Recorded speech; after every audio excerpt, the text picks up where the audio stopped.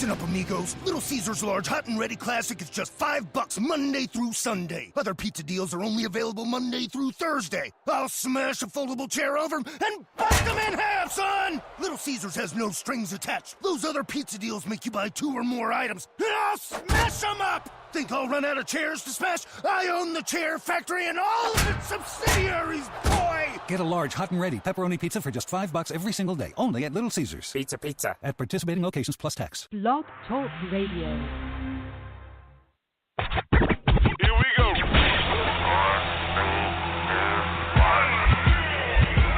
Blast off. This is True Capitalist Radio. True Capitalist Radio. I am your host, the man they call Ghost. The badass of business. Give him capitalism or give him death. That's it. Period. Broadcasting from his Skyline office studios in beautiful downtown Austin, Texas. You sound fruitier than a box of Fruit Loops, for Christ's sake. And now, he'll take it from here. Your host, the prognosticator of prognosticators, the man they call Ghost.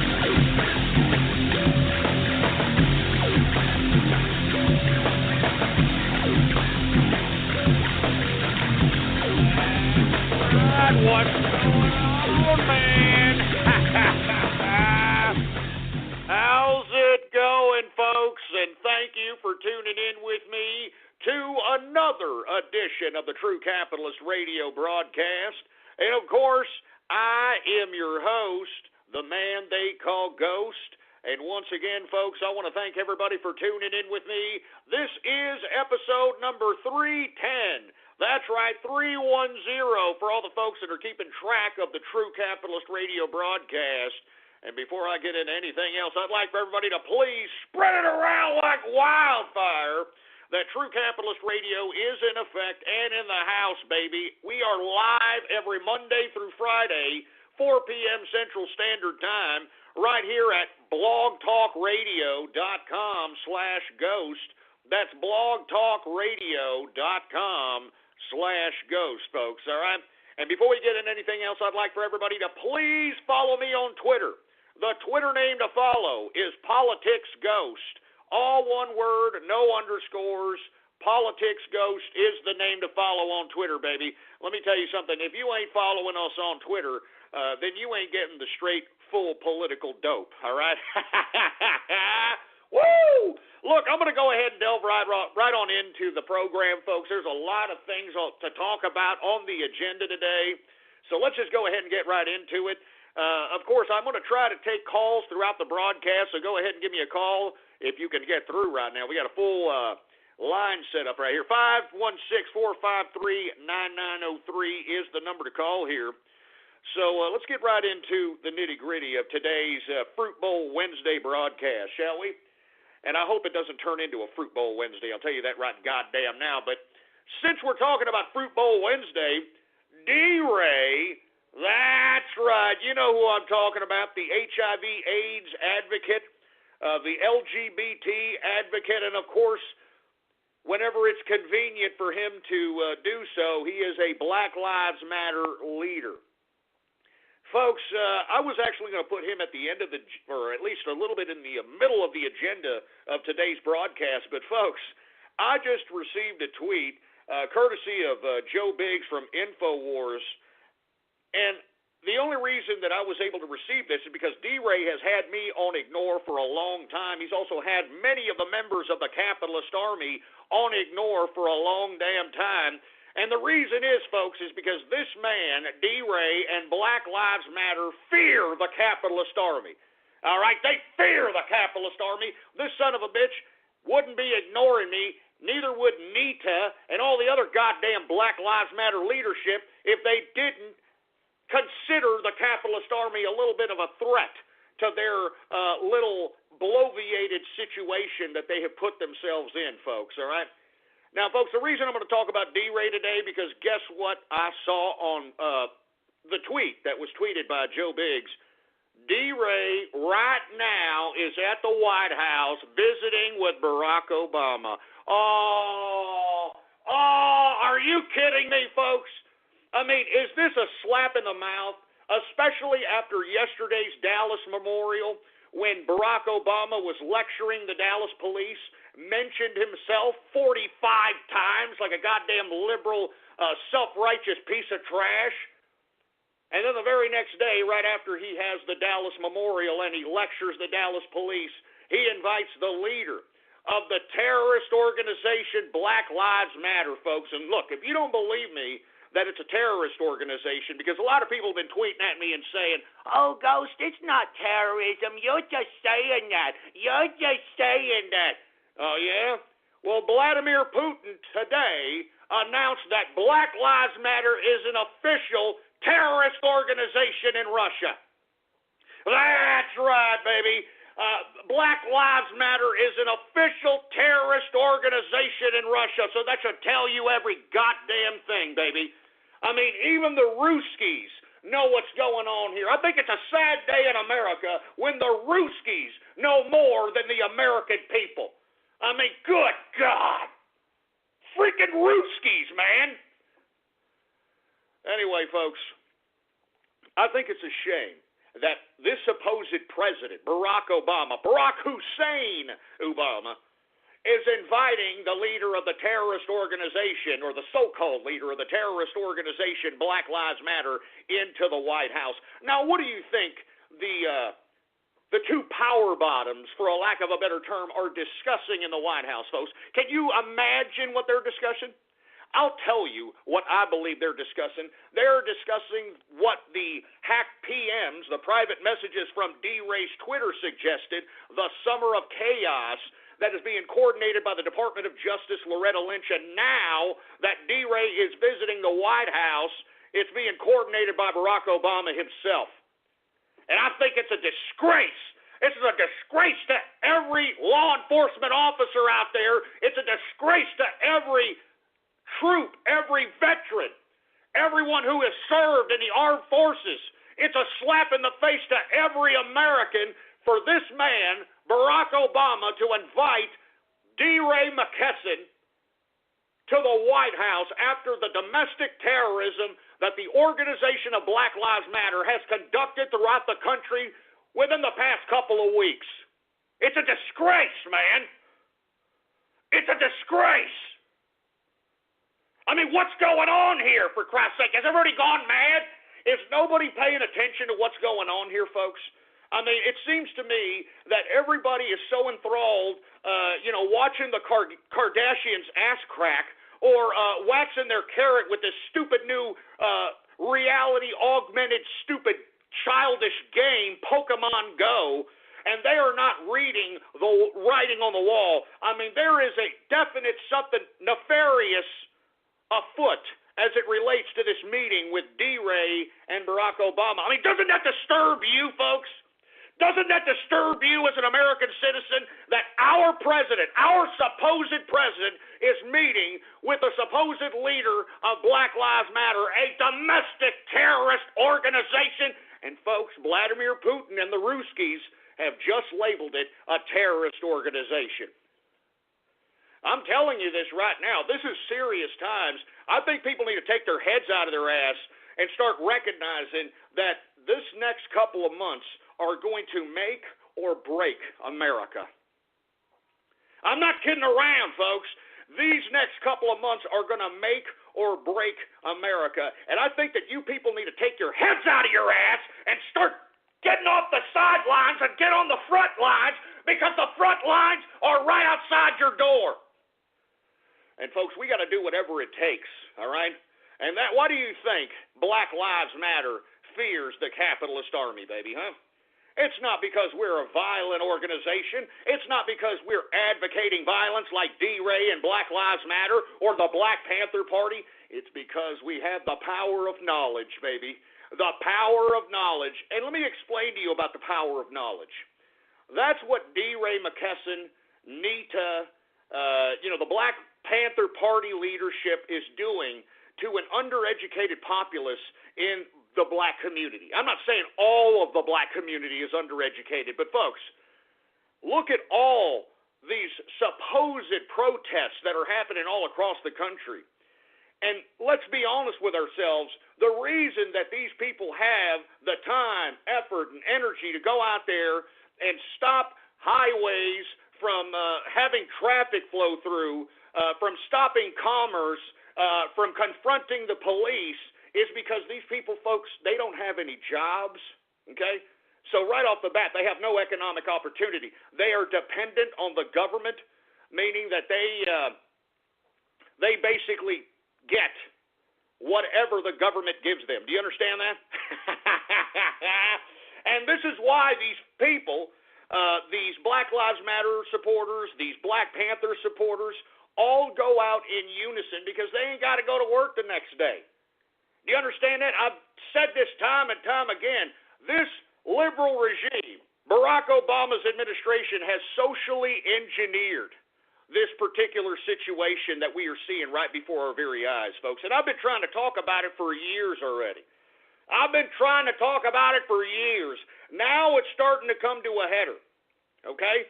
And this is why I've tried to tell each and every one of you people that are out there that are a part of the capitalist army, and don't get me wrong, I know there are some folks within the capitalist army that are conducting these operations as it relates to exposing D-Ray and Black Lives Matter for actually being an LGBT movement. But folks, I don't think that enough trolls heeded my call, because now we've got D-Ray conversating with Obama in the White House, probably planning out the rest of the summer of chaos. And lest we forget, folks, what is it? The Republican convention is about a week away or so.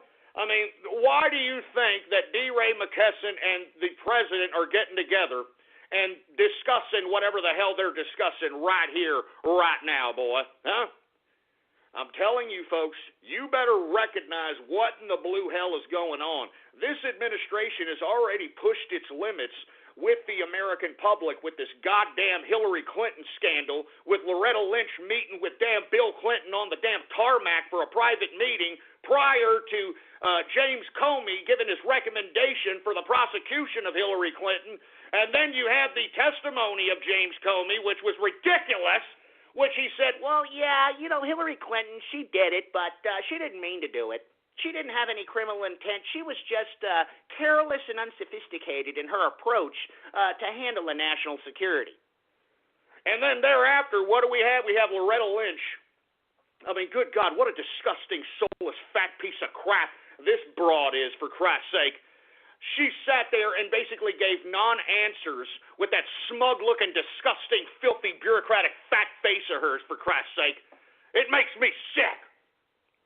All right? It makes me sick to my stomach, for Christ's sake, all right? Jesus Christ, I can't believe this. I can't believe it. I cannot believe this crap. But welcome to the new America, folks. And look, if you supported Barack Obama in 2008, if you supported Barack Obama in 2012, then with all due respect, folks, you are responsible for what has happened in this country today. If you supported this administration, if you supported these bureaucrats that have put us in this precarious situation, you have blood on your hands. You are the one that contributed to the downgrading and the destruction of this country. And you should be ashamed of yourself. And I honestly believe, folks, that everybody that you know that supported Barack Obama, I mean, you should just cut these people off from your life, because they're disgusting, despicable scoundrels that contributed to everybody's misery that we're witnessing in today's America. And, folks, I talked about this a long time ago. I've been broadcasting since 2008. I said this crap was going to happen. I mean, back in 2008, folks, I was talking about this was a systematic communist takeover, and people thought I was an idiot. You know, people thought I was nuts, for Christ's sake. Huh? Who's nuts now? Anyway, folks, once again, D-Ray McKesson, the so-called leader of Black Lives Matter, is meeting with Barack Obama in the White House.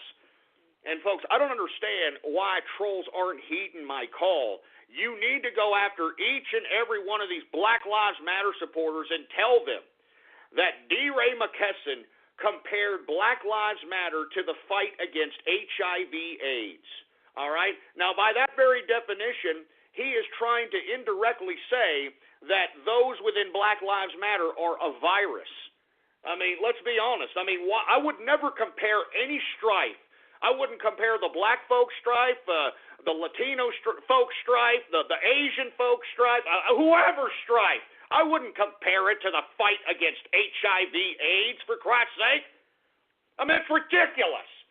And as I've said time and time again, I personally believe, in my opinion, that D. Ray McKesson is HIV/AIDS positive, because I have never met a person who is an AIDS, HIV advocate that didn't have the AIDS. All right, I'm serious. I'm sorry. I've never met him. I'm sorry. And as I stated time and time again, folks, if it is true that this man does have HIV/AIDS, it makes perfect sense, once again, why he's leading his own people, his own black people, into a road of self-destruction. Because black folks, I mean, I think you need to calm your inflamed senses down and realize that as violent and as vile and as thuggery as you want to be, you are outnumbered. All right? I mean, let's be honest. I'm not trying to instigate anything, but I'm trying to rationalize with the violent black folks that are being rabble-roused by this damn HIV/AIDS, LGBT advocate, because as I've stated time and time again, folks, all right, Black Lives Matter is an LGBT organization. I mean, I'm telling you, you can do Google searches right now. You'll have people that are in these Black Lives Matter marches saying that black is the new gay. Huh? Can you believe that? Huh? I'm not joking. I'm telling you, you think these black thugs out here, these people who worship Tupac Shakur and all this other crap, you think that they're going to go out and commit violence and put their lives on the line, their freedom on the line, if they know they're being led around by an HIV/AIDS-infested fruit? I mean, come on. I mean, this is why I'm saying, if you're a troll and you want something to do, for Christ's sake, here is something to do for you. All right, we have to put it in the faces of these uninformed, undereducated Black Lives Matter supporters that they're being led down a path to hell. And they're being led down a path of self-destruction by a man, D. Ray McKesson, in my personal opinion, that doesn't really like black people. I'm sorry. Why do you think he's meeting with Barack Obama right now? I don't think Barack Obama likes black people or white people. And the reason I say that, folks, look at his policies. When he first came into office, folks, did he go and help black folks? No, he did not. He gave black folks the beans and put them on welfare and made them dependent on government. I mean, did Barack Obama say, you know what, we're going to take a certain amount of money of this $900 billion stimulus package 2 bill? That was the first thing he passed, folks, when he got into office, was the stimulus package 2 bill. They could have passed anything else. Remember, when Barack Obama came into office, he had a Democratic-dominated Congress, and he could have passed anything. But what did he pass, folks? He passed the stimulus package 2 bill, which gave black people nothing. Would put them in bureaucratic welfare chains of bondage. I mean, that's what Barack Obama did. I mean, don't you think that he could have taken some of that $900 billion and started, maybe giving out grants to black businesses? Well, that would have been something. I mean, I'm not for that particular kind of socialism, but hey, I mean, he was elected into office. I mean, why didn't he, as a supposed black man, help the black community? Folks, you people in Black Lives Matter need to wake the hell up. You people in the Black Panther Party need to wake the hell up. This man that you are giving your undying loyalty to has screwed you with no Vaseline, folks. All right? And I think that you people need to recognize this and realize that if you continue to fulfill this ridiculous hysteria that's being rabble-roused by D. Ray McKesson and by the administration, that you are going to be the ones that are not going to progress any longer. I mean, you are initiating a violent episode. With all due respect, Black Lives Matter and Black Panthers, I know that you got a lot of vitriol. I know you got a lot of anger. I know you got a lot of angst. But, folks, you are way outnumbered. All right? You are way outnumbered. And moreover, folks, I mean, you're not winning any brownie points with the majority of America or the world acting like uncivil individuals in this country, especially conducting violence like shooting police and shooting innocent people. I mean, this is ridiculous. So I wish that some of you people would I just step back for a second. I know that you're upset about some of these shootings and about some of these supposed mishandlings of justice, but if you're that angry about it, why in the hell are you going out and just picking up a gun and killing random white folk? That doesn't even make any goddamn sense, you stupid imbeciles. And you see, folks, this goes back to why D. Ray McKesson is utilizing his limited amount of education, because he is a bureaucrat, folks. I mean, lest we forget, he was a school administrator in Minneapolis prior to him being a professional protester. Now, folks, he is now a bureaucrat within the Baltimore City Schools District. And, folks, he is in charge of payroll and personnel in the Baltimore City Schools. Now, who do you think that he's going to hire as individuals that are going to educate those children in Baltimore, huh? Maybe somebody that are pro-LGBT? Maybe somebody that's, maybe his fellow AIDS folk that he knows from his advocacy of HIV/AIDS? I mean, what exactly is he going to do? And this is what I'm saying, folks. This is very serious business, and I don't know what I have to say to get through to you people. Anyway, folks, I didn't want to take too long on D. Ray McKesson, folks, but it has to be said, man. I mean, this is enough, all right? Enough is enough. And by the way, Black Lives Matter, while y'all are out there, going out, risking your lives, out in the hot summer heat, stopping traffic and freeways, being shot at by rubber bullets and, getting tear gas and all this other crap. You got D. Ray McKesson living in a beautiful home owned by George Soros's, or one of George Soros's members of his Open Society. He's living in their house. He's living in a George Soros Open Society member's house. All right? They're just lending him the house. And on top of that, folks, he's making six figures from George Soros to go out here and violently agitate the black communities across America. And I think it's disgusting. I mean, where are your Black Lives Matter angst to that? How come you black folks aren't calling this man an Uncle Tom, for a lack of a better term? I mean, let me talk your language a little bit there, Black Lives Matter, Black Panther Party. How come you're not calling D. Ray McKesson an Uncle Tom? I mean, this man is being funded by George Soros, a man who as a teenager was a Nazi collaborator against his own Jewish people. All right? This is a man who not only sold out his own Jewish people during the Nazi concentration camps, he called it the best time of his life, the greatest time of his life. You can look that up if you don't believe me, folks. I mean, he has been interviewed, and you can find the audio of that. He said it was the greatest time of his life. I mean, this is what's funding Black Lives Matter. I mean, give me a break, all right? I mean, give me a goddamn break. You people need to wake up, all right? I'm serious. You Black Lives Matter folk need to wake up. You're being led down a path to hell. You're being led down a path to self-destruction. And, folks, I personally believe that D. Ray McKesson does not like black people. I believe that he is a gay man first. He's a gay man first. I mean, just Google his name. Google D. Ray McKesson, AIDS, HIV, Google D. Ray McKesson, LGBT, and take a look at all the speeches that he's given to all these individual groups.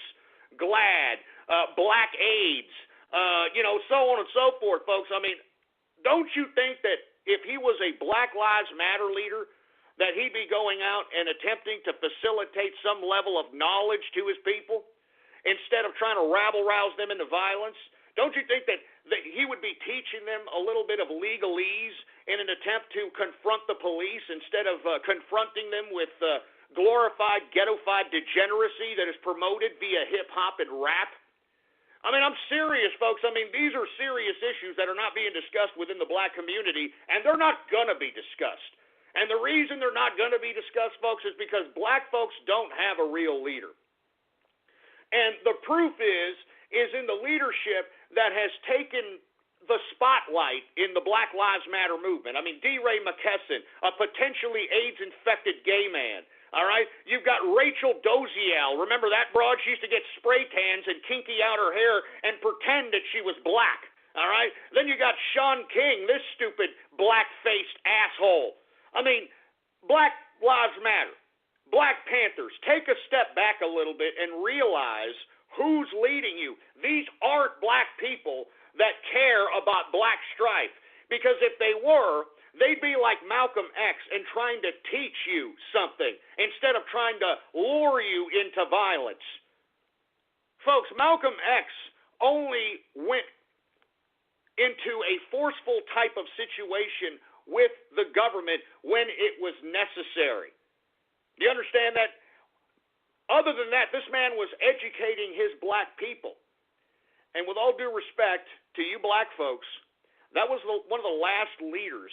Because remember, I know y'all want to correlate Martin Luther King and Malcolm X. Malcolm X didn't like Martin Luther King. All right?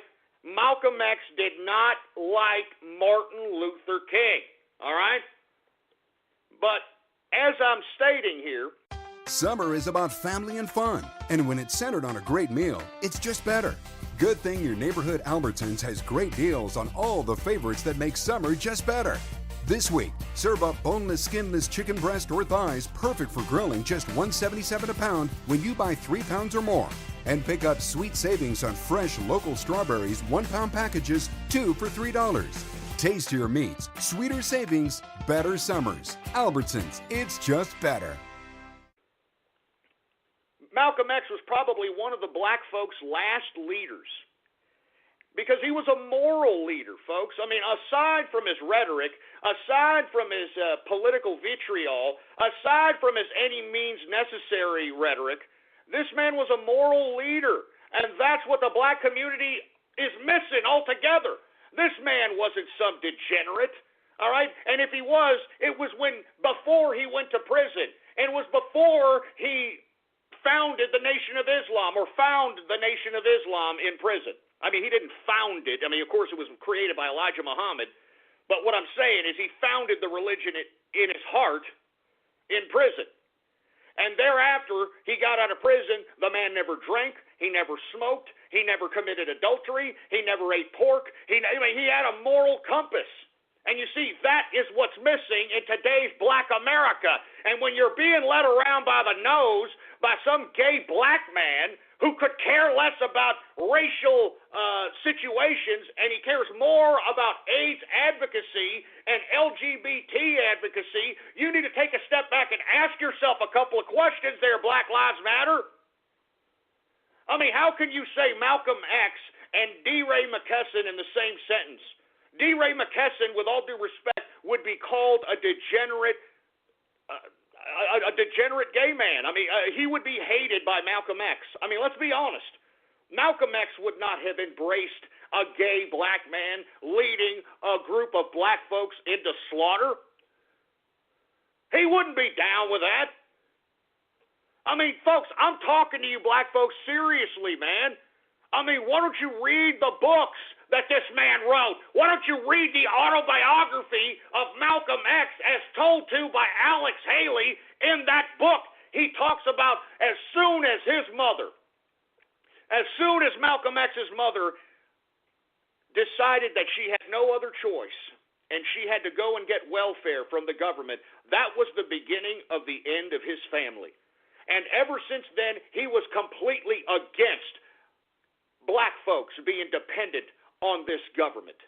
And you see, that's the complete opposite of what D. Ray McKesson is telling you black folks. He doesn't want you to be independent. He doesn't want you to be merchants. He doesn't want black-owned businesses. He's not promoting that.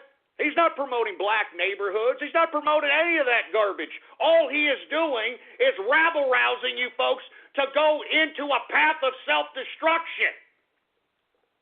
And I think that the more Black Lives Matter supporters start becoming enlightened about that particular subject, the better off we will be. Because, folks, I'm talking to you black folks one more time, okay? If you honestly believe in Malcolm X, and instead of just using him as a meme or as some graphic to make yourself think that you're a part of some black power movement, you don't know shit. Excuse my French. You don't know a goddamn thing about Malcolm X. You think Malcolm X would approve the open, ghettofied degeneracy of rap and hip-hop music? Do you honestly believe that he would be okay with this crap? This is a man that didn't even curse. This was a moral leader. A moral leader. And that's what the black community needs. And they don't got it, folks. They don't got it. And you know the irony about Malcolm X, folks? The irony? Who killed him? The white man? No. The government? No. His own people killed him. His own nation of Islam, his own black people killed him. So, with all due respect, let's talk about this a little bit more, all right? Let's talk about this a little bit more. Let's take a step back a little bit instead of trying to rabble-rouse yourselves into mass hysteria and angst and violence. Because, folks, right now, you lack a leader. And black people, they lack leadership. I mean, look at the leadership they have. Barack Obama, look at what he's done to black folks, man. He has thrown black folks, the past 8 years he's been in office, he's thrown them back 70 years economically, socially, and politically. And if you don't believe me, man, why don't you go and look back during the Bush administration. I'm not saying Bush was great, because believe me, he should be tried for war crimes just as much as Obama at this point. But at least during the Bush administration, I remember the rap, you know, the ghetto-fied glorification. Remember it was all about gold grills. Remember Paul Wall? Paul Wall, Mike Jones, Mike Jones. Remember all that? They were, you know, putting $80,000 grills in their mouth, and I remember I was out here in Austin, Texas, man. I saw a lot of black folks walking around with the big ass gold chains. I saw black folks with the gold grills, with the diamond grills. You know what I'm saying? With the stud earrings. You know what I mean? With the diamond watches and bracelets and crap. I don't see that anymore. The only time I see that is from these disgusting rappers that are getting rich by selling albums and glorifying the ghetto-fied degeneracy to black folks who can barely afford to feed themselves, who barely have enough education to grasp their own economic opportunities. I mean, seriously, folks, I feel bad for the black community. I'm serious. I feel bad for the black community because they have no leadership. I mean, look at the leadership, Barack Obama. And look, let's be honest, he's a freaking mulatto, all right? This is a freaking mixed breed here, all right? I mean, I have read Dreams of My Father. I have read this man's books. I personally believe that he does not like white people because of the way they treated him, and he doesn't like black people because of the way they treated him. I mean, if you don't believe me, why don't you take a look at one of the lectures, all right? Take a look at one of the lectures of Barack Obama in relation to his book, Dreams of My Father. And you will get exactly what I'm talking about. All right? And they're on the internet, folks. I mean, you know, he did this back in the 90s, you know, when he was a young 20-something-year-old man, or, you know, or a late 20-something-year-old man. I mean, you can go look for this yourself. All right? I mean, he talks about how he was disrespected by both races. So I'm telling you this right now. And there were stinging stories that he discusses. I remember, and I'll tweet this after the show, there's a lecture in which he almost breaks down crying. I mean, you could tell he was just barely starting to understand internalization of his emotions. He was barely understanding how to become a true sociopath, psychopath. He almost starts crying talking about his racism relating in his own family, folks. Now, look, I know I'm digressing here a lot, folks, and my apologies, but I did not mean to talk about D-Ray and Black Lives Matter and Obama this much. But, folks, I cannot believe that Barack Obama is meeting with the supposed leader of a domestic terrorist organization. And I don't know how you feel about it, but this should go to show you that something is afoot, and they're possibly planning something. And I think that people need to take notice of it. Anyway, let me move on to another subject matter, folks. My apologies on that. I didn't mean to get into that much time into it, but it needs to be said, man, because no one's telling black folks this. You know, you've got the leadership. I'm talking Black Panthers. I'm talking the Black Lives Matter leaders. They're just telling them to go out and be violent. They're telling them to go out and kill cops. They're telling them to go out and, commit violence on all kinds of white folks and folks that are light-skinned, pale-faced, whatever the case might be. And that's meaningless. That's stupid. And that's why I'm saying, folks, this next couple of months is going to make or break America. That's all I'm going to say. Anyway, let me move on to another subject matter. Donald Trump visits with the short list of VPs today, folks. I guess it's the final interview in process. According to reports, it comes down to 3 candidates, potential candidates for vice president: Newt Gingrich, Mike Pence, and Chris Christie.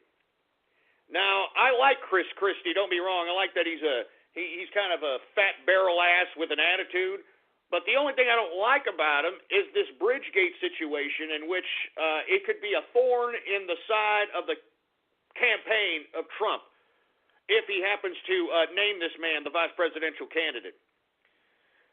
Mike Pence, I don't have anything against Mike Pence. I don't even know who the hell he is. And that's the problem. Maybe that's not a problem. Maybe that's the point. Maybe Donald Trump doesn't want somebody to kind of overtake his wind. You know what I mean? Maybe he wants somebody that he doesn't, nobody really knows per se. You know what I'm saying? And, of course, Newt Gingrich, I don't know about Newt Gingrich. As I've stated before, I understand why he's entertaining Newt Gingrich, because this man was the Speaker of the House. He knows the internal bureaucratic workings of the government, so he knows how to work the system. Lest we forget, he was the man who shut down the government for over a month in the 90s and was successful in making Bill Clinton get on his knees and cower to him. But one thing I don't like about Gingrich, folks, is that the whole NAFTA agreement happened, during that particular time when this man was in Congress and the Speaker of the House and so on and so forth. You know what I'm saying? So, once again, I have mixed emotions about this stuff. Maybe at this point, if these are the last 3 candidates that are being interviewed for the vice presidential candidacy, I guess I'd have to go with Mike Pence. I don't even know who the hell he is, but maybe that's a good thing. Maybe it's a good thing you don't even know who the hell he is. All right? Because I don't want somebody overshadowing Trump. That's for sure. All right? Trump is basically hitting the right chords with the American people, and he needs to continue campaigning. He needs to continue stump speeching, and I cannot wait for these debates, folks. I guarantee you that Hillary Clinton is going to try to do whatever it takes to try to get out of this debate or try to change the rules to the debates so that she doesn't necessarily get her goddamn jugular gone for. But anyway, folks, once again, Trump visits with the VP shortlist, and of course that includes Newt Gingrich, Mike Pence, and Chris Christie. So we shall see, because, a week away or so is the Republican convention. So we shall see what happens. And speaking of the Republican convention, folks, the Black Panthers have threatened the Republican convention. They threatened the Republican convention. Now, there's been a variety of different reports.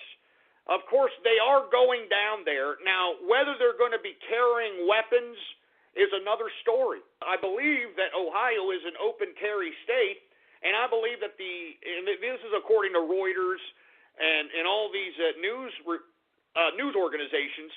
They are stating that the Black Panther Party is going to converge in Ohio during the Republican convention, and they are going to be, I don't know if they're going to be marching, I don't know if they're going to be protesting, but they are supposedly going to have guns on their person, all right? They are supposedly going to have guns on their person, so that is a threat as far as I'm concerned. Now, folks, if you don't follow me on Twitter, the Capitalist Army, the Capitalist Army found who the leader of the Black Panther Party was, and it's this man by the name of Hashim Nzinga. His real name is Stephen Washington, folks. I mean, give me a break. Anyway, if you'd have been following me on Twitter at PoliticsGhost, you would have known that the Capitalist Army found this man's information this morning, okay? We know where this man lives. Since he's going out agitating violence, since he's going out trying to say that the Black Panther Party are going to go out and they're going to do this, they're going to do that. I don't know if he's directly saying it, but of course, when you are a leader, the buck stops with you. All right? The buck stops with you.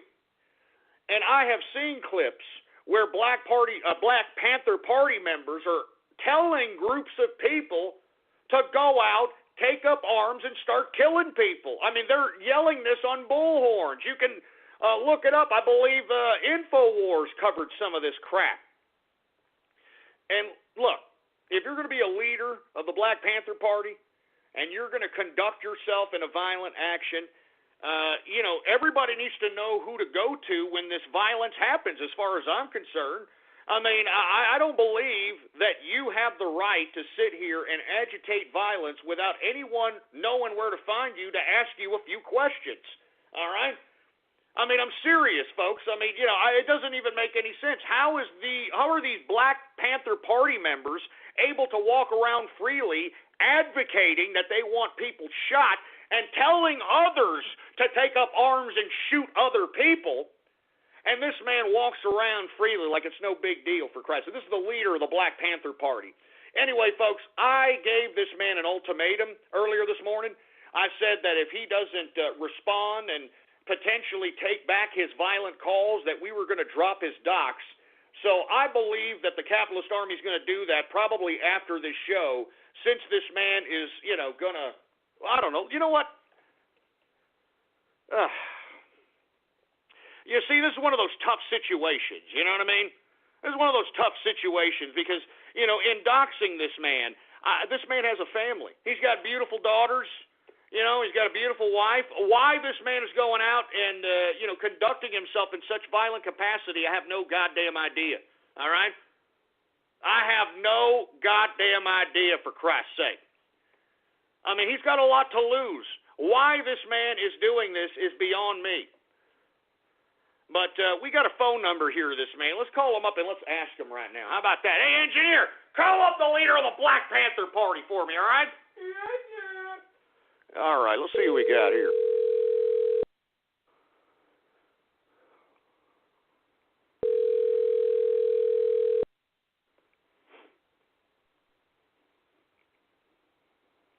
Subscribers request, this phone does not accept incoming calls. Message FL1 you got your phone off. 58. How quaint! Jesus Christ, let me call him one more time. I mean, he must be listening to the broadcast, because believe me, I mean, this man, we tweeted at him enough. He knows that we know who he is, and that's why he's probably a little scared, to say the least. And this is a Black Panther Party, man. Give me a break.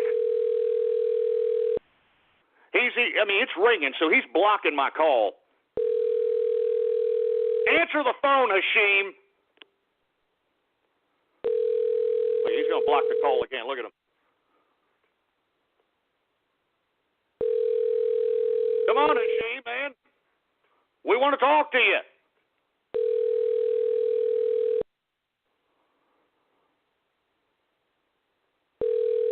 Come on, Hashim. I know you're listening in, man. Why don't you give me let's talk man to man. Come on. Hey, you there? Hey, Hashim. Hashim, are you there? Somebody's picked up the phone. What's going on here? Oh, he hung up. Jesus Christ. Call him back, man. This is supposed to be the leader of the Black Panther Party, and he's afraid of the capitalist army. I mean, Jesus Christ.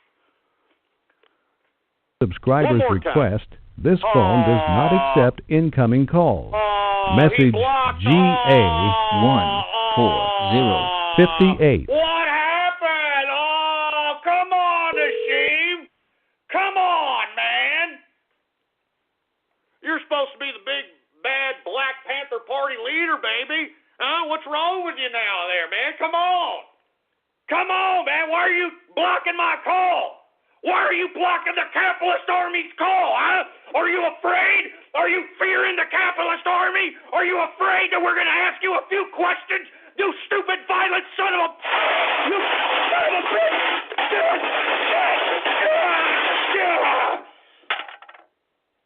Are you afraid we're going to ask you a few goddamn questions? I'm tired of this crap.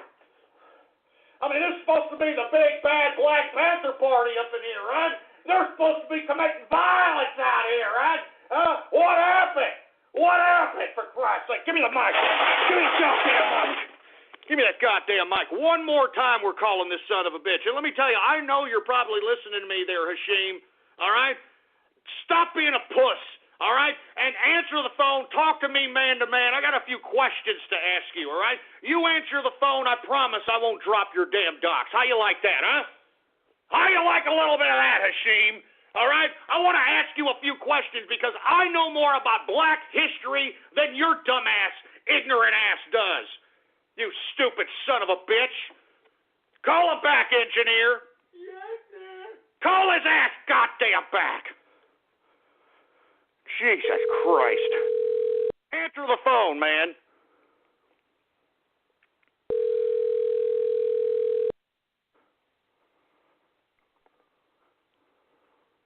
The subscriber's request. This phone does not accept incoming calls. Get him off, Message for Christ's TX11658. Shut up.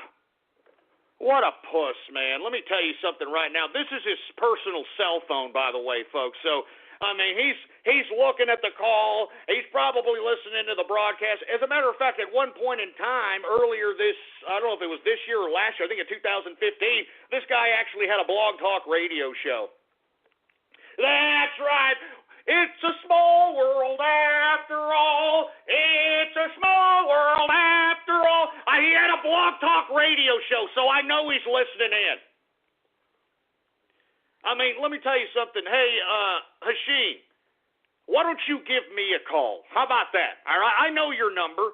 All right, why don't you give me a call right now if you're a little afraid? All right, look, I'm gonna tell the engineer to get some people off some lines. All right, so that we can, have a dialogue. All right, that's what I want. I mean, let's have a dialogue there, Hashim. Sitting over here advocating violence, for Christ's sake, man.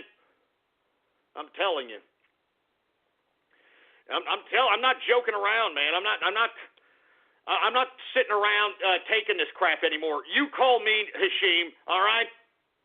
You call me. You silly pussy. I mean, seriously. I mean, folks, the phone is ringing, all right? So he sees the call. He's doing one of those swipe things so that he doesn't answer, all right? I mean, so that, this person is not taking calls at this time.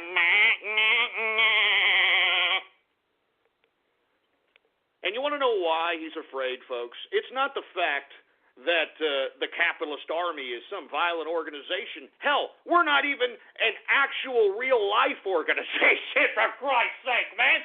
I mean, this is pure an internet organization. Why is he afraid? I'll tell you why he's afraid, folks, because knowledge is power. Information is power. And you see, folks, Hashim, D. Ray McKesson, and all these other leaders of these, black groups, they just have enough intelligence to be able to manipulate the undereducated people that they're manipulating. And you see, folks, they don't want to be shown in a form of weakness. They don't want to be shown that they don't have as much knowledge as they claim. They don't want to be shown that they are afraid. And let me tell you something. Hashim, I don't mean to just pick on Hashim, all right? Or Stephen Watson, or Washington, excuse me. Stephen Washington is his real name. I don't mean to be just picking on him, but we have doxed, all right? We have doxed each and every goddamn Black Panther Party leadership member, every goddamn Black Lives Matter, think that they're a leader. And folks, I'm not joking around. The capitalist army's not joking around either, man. We are not going to take these damn threats of violence lightly. If you want to advocate violence, if you want to advocate these types of self-destructive activities, we're going to put a spotlight on you folks, all right?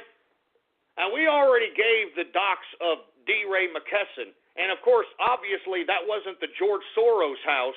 That was his daddy's house, all right? And I heard that they changed the number the day after because you damn trolls were up there, giving them hell.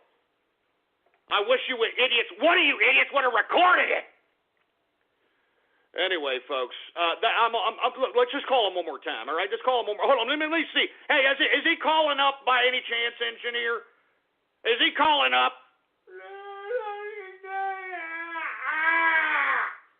All right, well, he's not calling up, folks. I don't see, he doesn't, the engineer doesn't see any number. I don't see any tweet from him. I mean, he could easily tweet at me. He could tweet at me, but he doesn't want to. Look, I'll call him one more time, okay? I mean, I got a little time here. Let's call him one more again. Call him one more again. Subscriber's request, this phone does not accept incoming calls. You sorry sack of crap. What a puss. Anyway, once again, folks, the Black Panther Party threatened the Republican convention. We just attempted to call the leader of the Black Panther Party, and of course, I just made him look lower than a leprechaun's nutsack.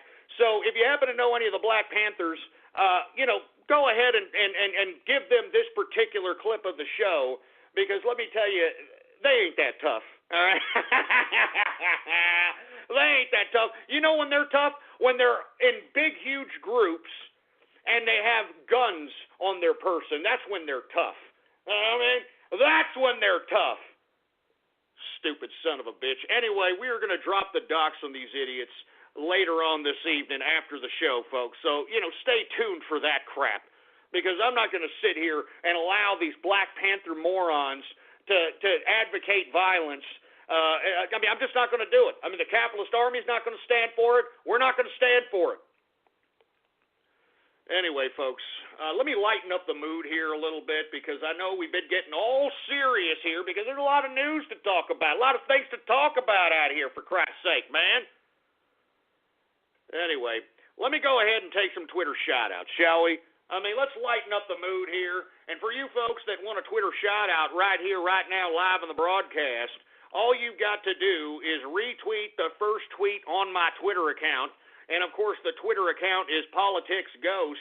All one word, no underscores. Politics Ghost is the name. And I'd like for you to retweet True Capitalist Radio Now Live is the tweet to retweet if you want a shout-out live on the True Capitalist Radio broadcast, all right? Anyway, do we got any shout-outs there, engineer? All right, well, we got a few shout-outs, so we're going to go ahead and get to them right now. All right, we got Havel the Rock in the place. We've got Trans Christmas Tree, for Christ's sake.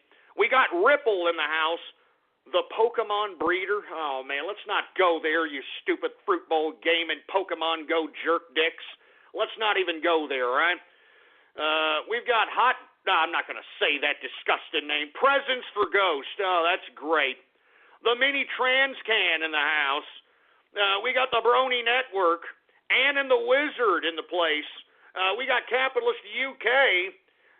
We've got Ed Plus in the place. What's going on? Who else do we got going on? We got Choco Latte in the house. We got Sergeant Yoda in the place. We got Dorito Burrito in the house. Who else do we got? Metal Capitalist in the place. Who else do we got? We got Commander Biff in the house. What's going on?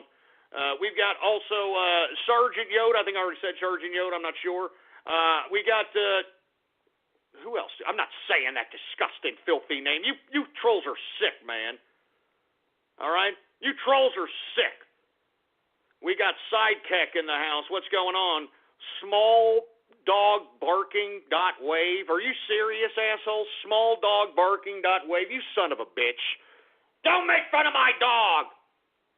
Are you ready to lose those love handles? Do you work hard to stay in shape and eat healthy, yet you can't get rid of stubborn fat? Now there's a clinically proven way to help you look slimmer without surgery or downtime. It's called Sculpture. Sculpture's innovative procedure destroys fat in just 25 minutes with visible results as quickly as 6 weeks. Sculpture sounds amazing, right? Check it out for yourself by clicking on the banner or go to goodbyefat.com.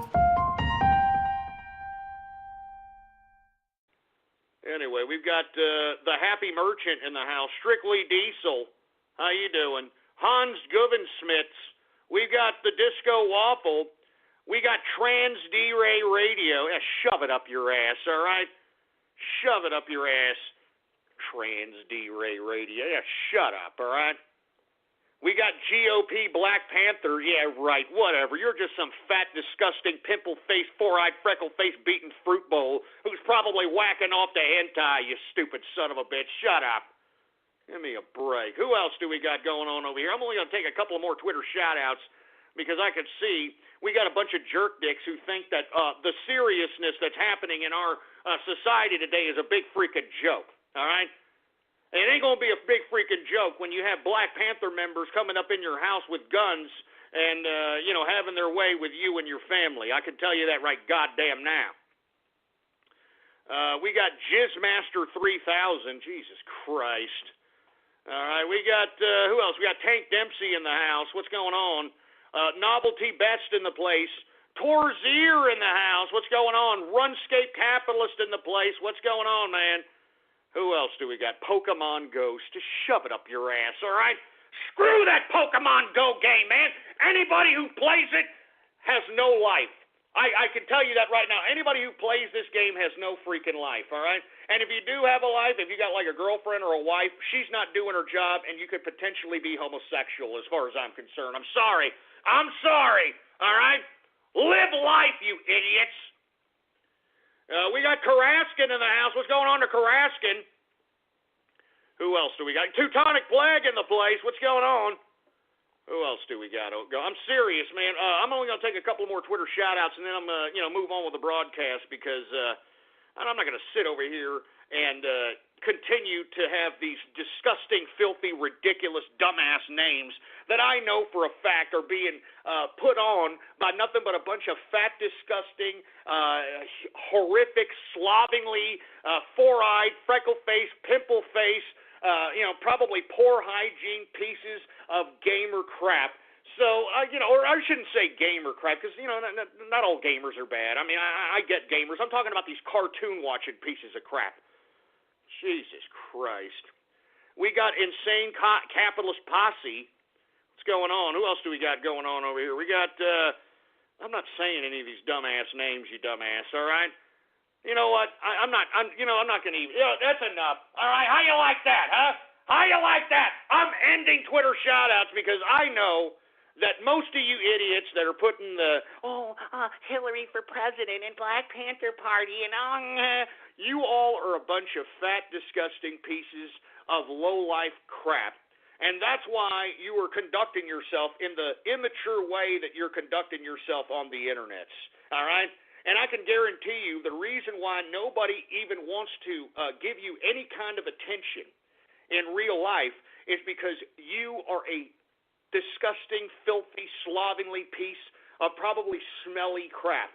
I mean, you're probably the type of people who sit there and watch, 6 hours of anime, and because you don't want to step away from the damn boob tube, you put a damn diaper on so that, you can sit there and soil yourself without having to inconvenience yourself to go to the crapper.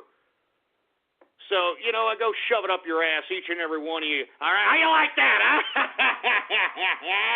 Woo! Oh, man, that is great. That is great, man. And I know for a fact that I'm pissing pissing off a bunch of tubelards right now. I'm serious. I know that I am pissing off a bunch of AIDS, D-Ray, ding-a-ling, sucking pieces of crap that are out here. Oh, I can't believe he stopped Twitter shout-outs. Shut up, you stupid fat nerd. Jesus Christ. Oh, man. I'm telling you, this is the internet's there, folks, and that's why you've got, Black Lives Matter, the Black Panther Party, and all these folks a little scared of the capitalist army, baby. You know what I'm saying? Oh, my God. Let me tell you something right now. I'm in a good mood. I don't know about you folks. I don't know. Maybe y'all are playing with your Peter Poppers. Maybe y'all think, life is but a dream, but shove it up your ass, all right? Anyway, folks, we are now in the second hour of the True Capitalist Radio broadcast. Of course, I am your host, the man they call Ghost, and once again, I want to thank you for tuning in with me. If you haven't already done so, please follow me on Twitter, baby. Follow me on Twitter. Politics Ghost is the name to follow. All one word, no underscores. Politics Ghost is the name to follow. And if you haven't already done so, please bookmark the official website of the True Capitalist Radio Show. It is blogtalkradio.com/ghost. That's blogtalkradio.com/ghost, baby, all right?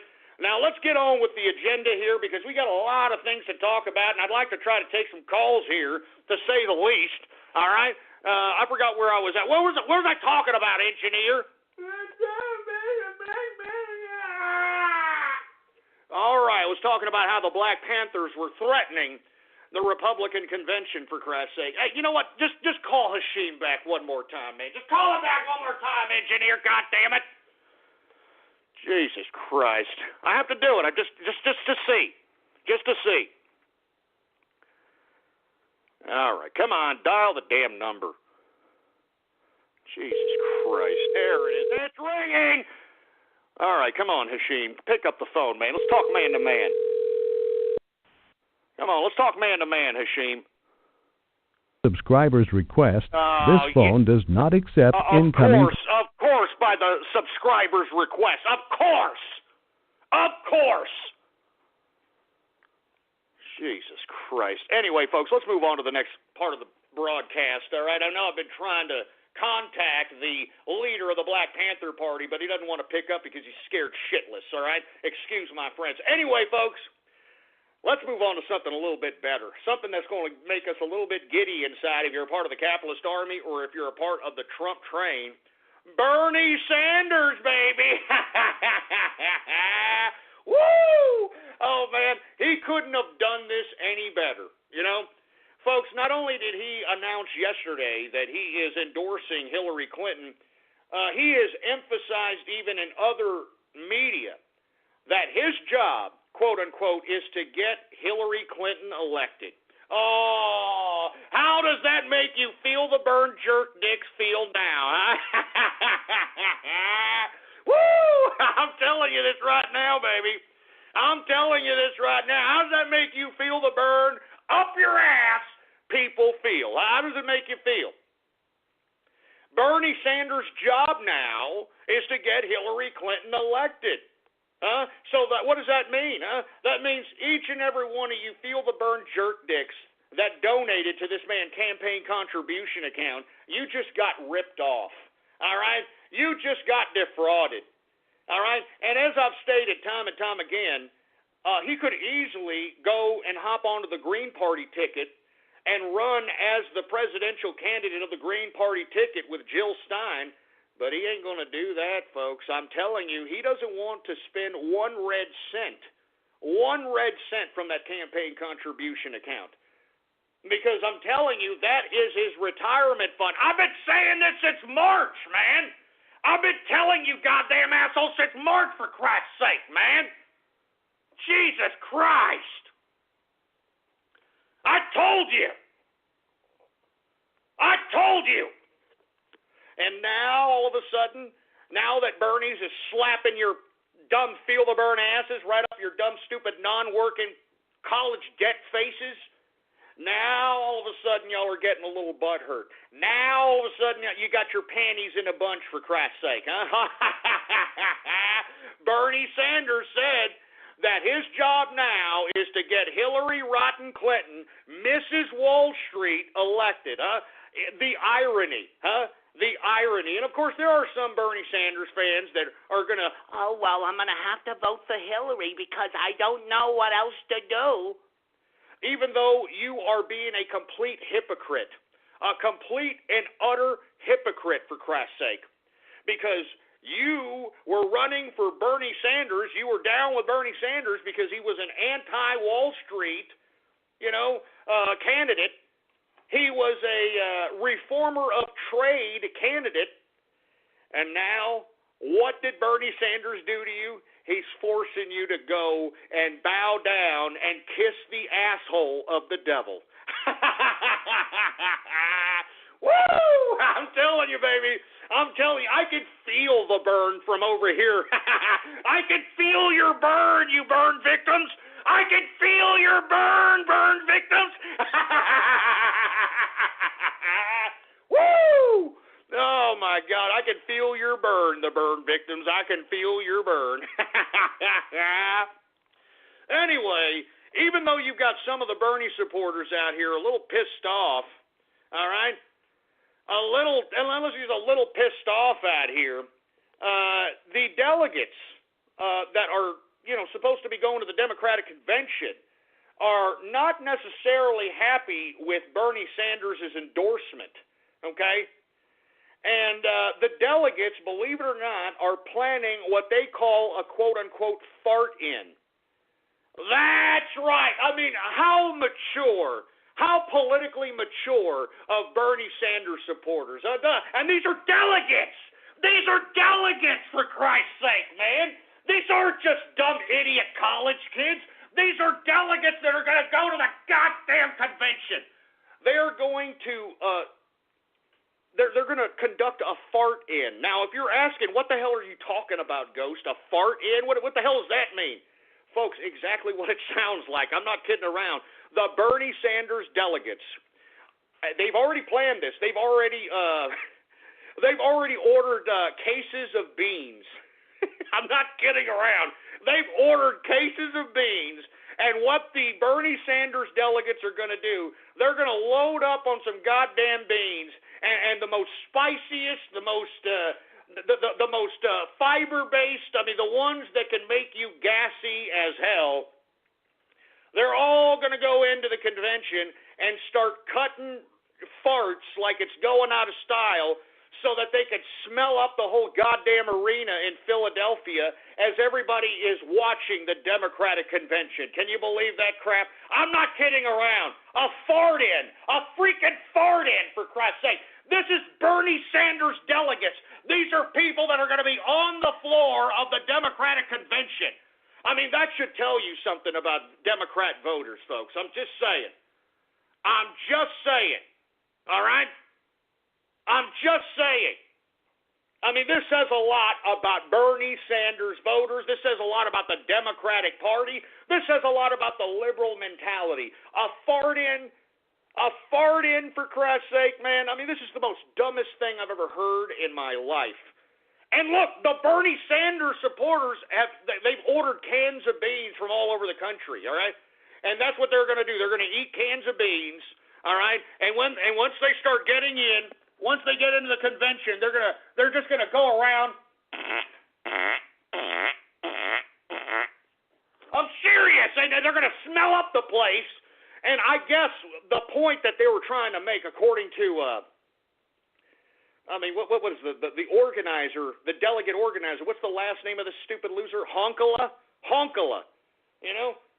Yeah, that's the organizer of this fart-in. He's claiming, or she's claiming, or whoever the hell it is, it's claiming that the reason that they're conducting this is because they want everybody to smell the stink that is in politics today. All right, give me a break.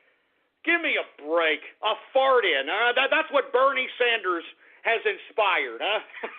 That's the revolution. A fart revolution.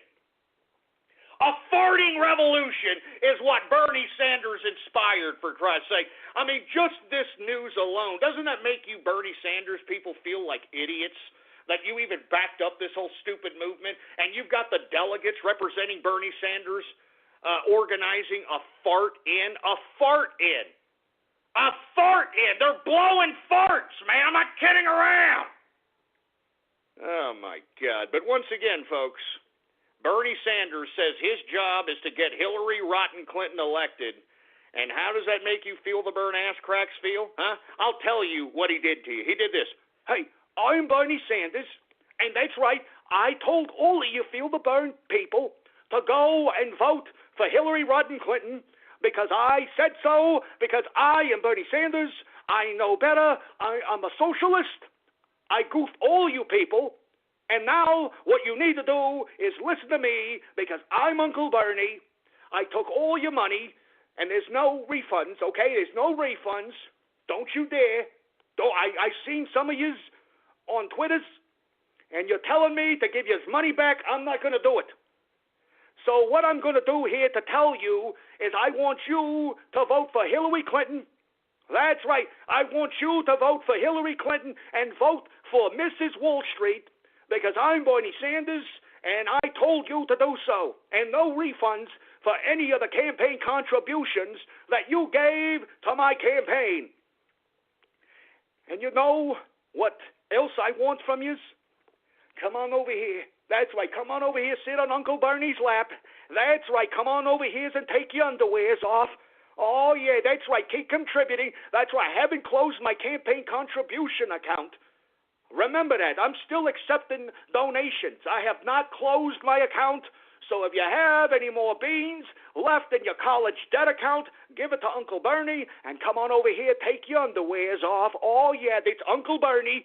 That's right, it's Uncle Bernie. Come on over here, take your underwears off. Oh, yeah, deposit into the contribution account. Deposit in the Bernie Sanders contribution account. Oh, yeah, let me deposit something in you now. Oh, I'm Bernie Sanders, it's Uncle Bernie. Take your underwears off.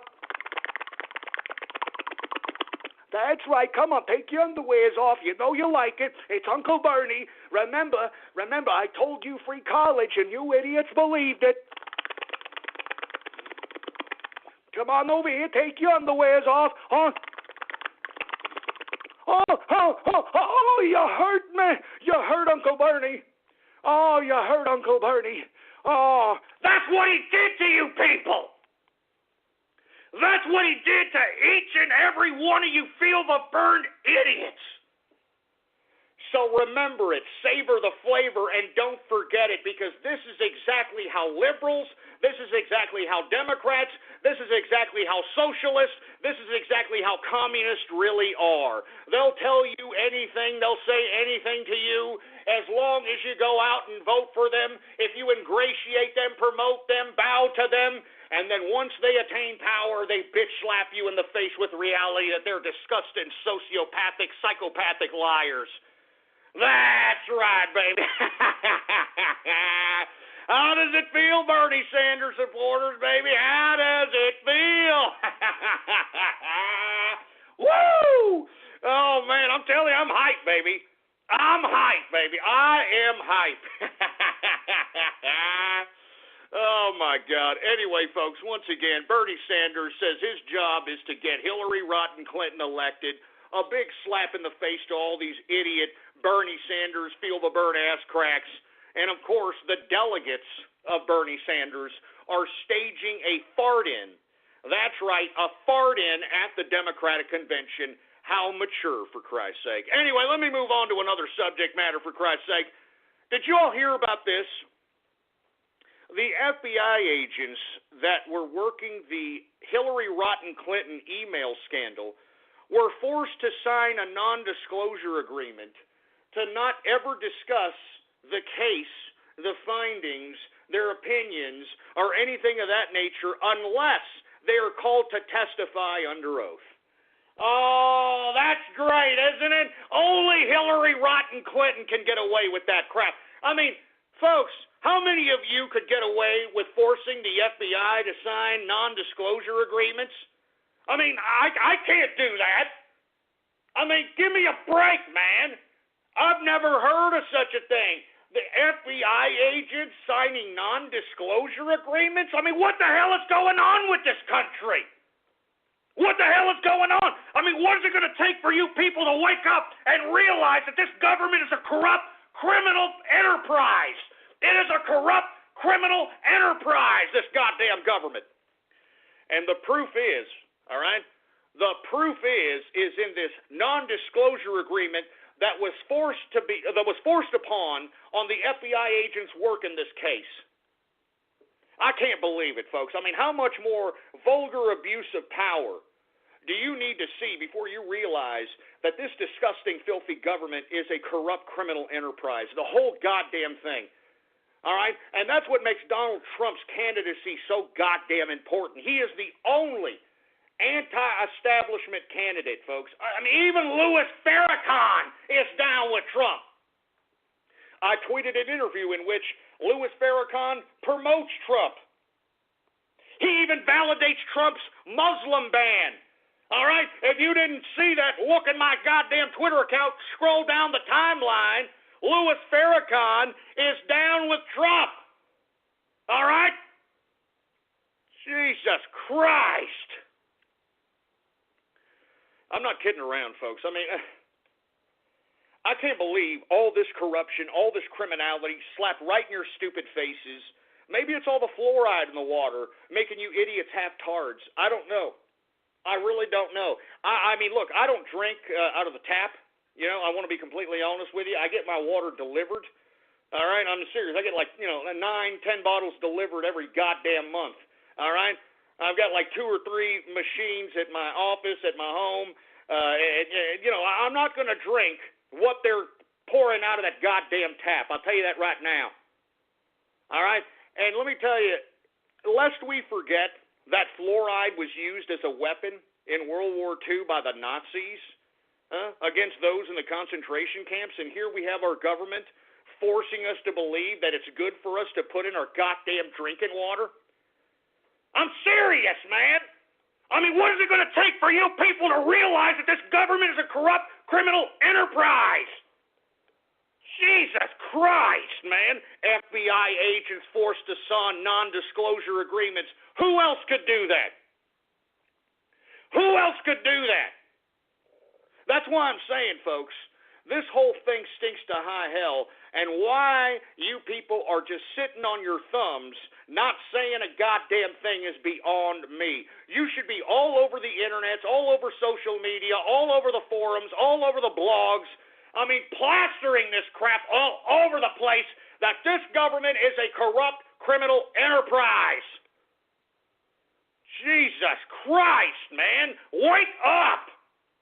Wake the hell up, for Christ's sake. FBI non-disclosure agreements for FBI agents. I've heard it all now, man. I've heard it all. Anyway, we got a lot of subject matters. Let's continue going on. But I think that everybody needs to recognize the corruption that's involved with this Hillary Clinton scandal. All right? I mean, we talked about, a couple of shows ago, where a potential hidden message within the James Comey statement, 2,322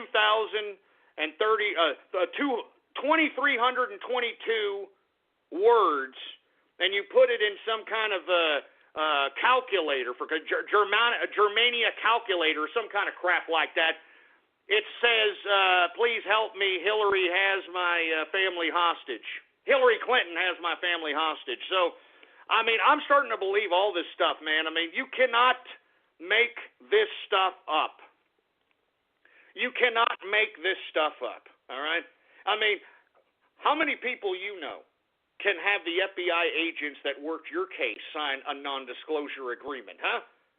I mean, I didn't hear John Gotti, who was investigated by the FBI, forcing these guys to sign a non-disclosure agreement.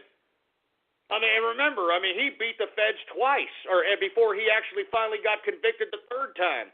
And the only reason that he got convicted the third time was because Sammy the Bull Rat Gravano ratted him out.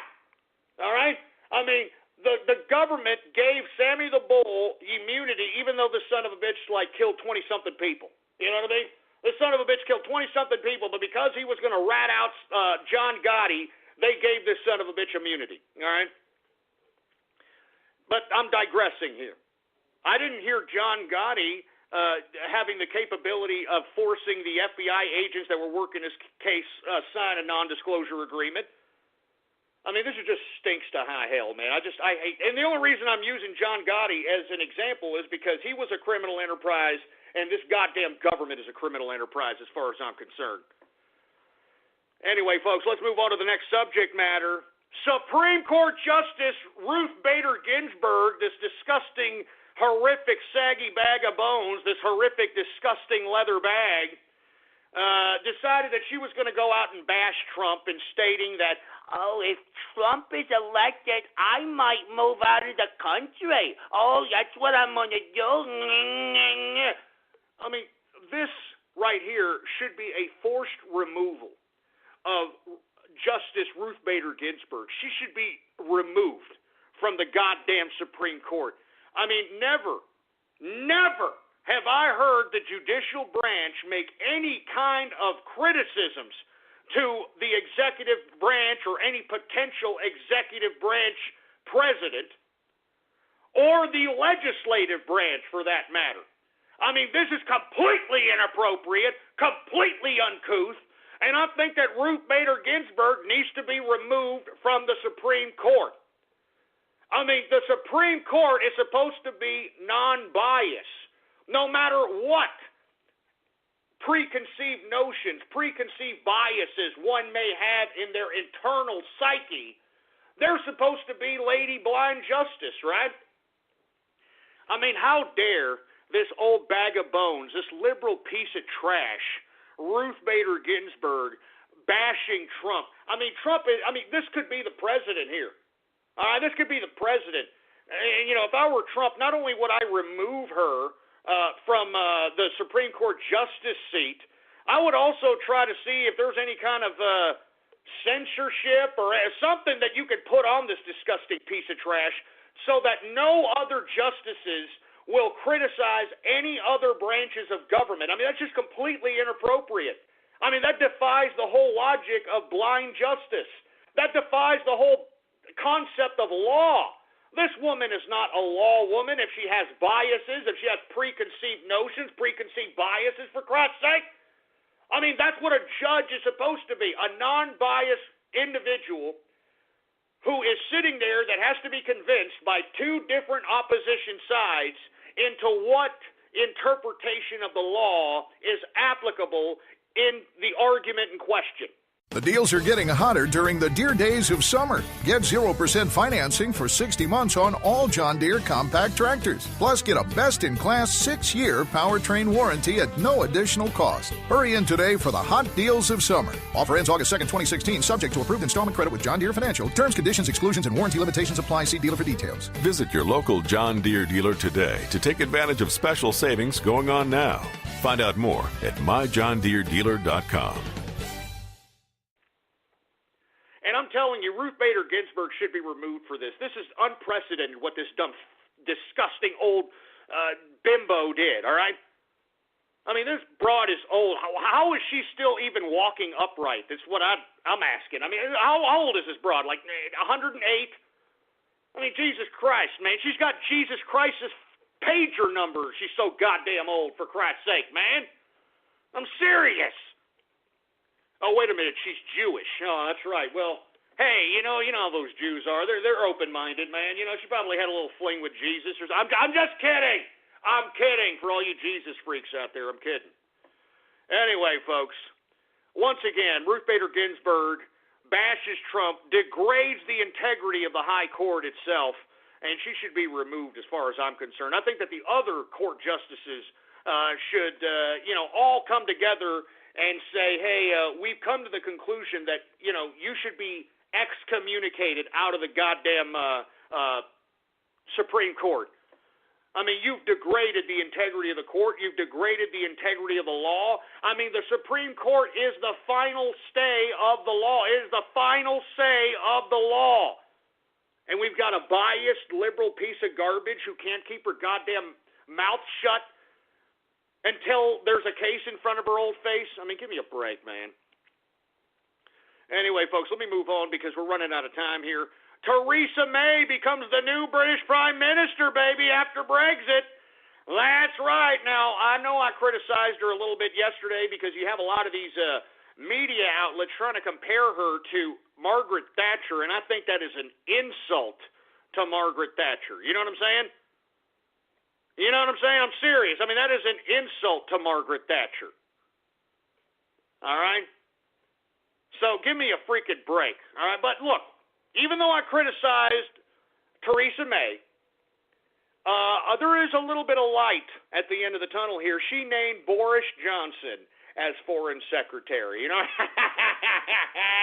So that's a little bit of good news for those that were a little apprehensive at Theresa May being the Prime Minister of Britain, for Christ's sake. At least we got Boris Johnson on the minister. What was it? Excuse me. The foreign secretary. Sorry, I wanted to give the appropriate title to Boris Johnson, for Christ's sake, because Nigel Farage. Speaking of Nigel Farage, man, he's going to speak at the GOP convention. That's right, baby. I'm telling you this right now. I am looking forward to the GOP convention just to hear that man.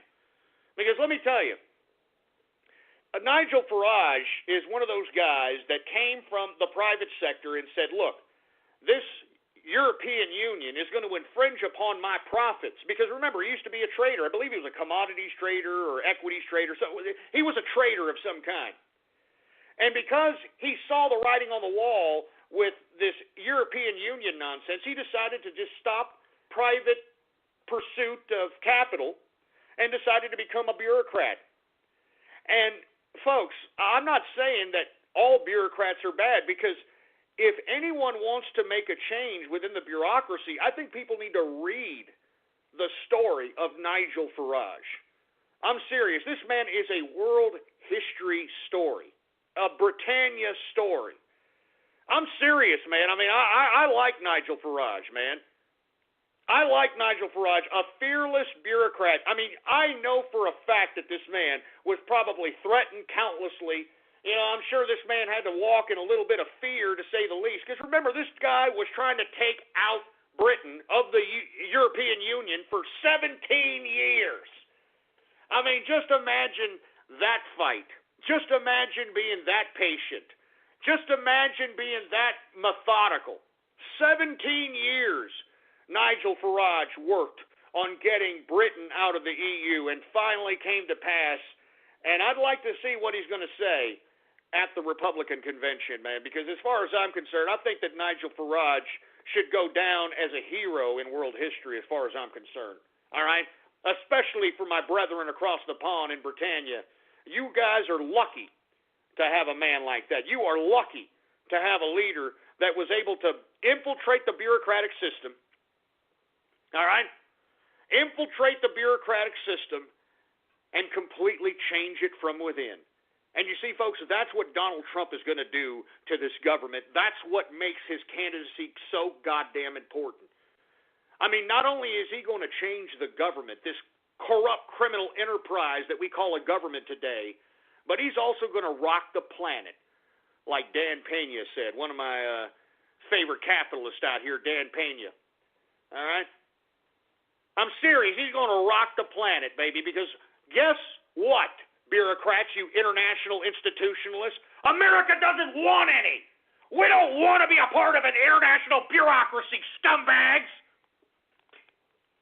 And that's what we're fighting for out here in America, folks, because Obama, I mean, he went on a globalist tour here about, 2 weeks ago, trying to promote international globalist bureaucracy.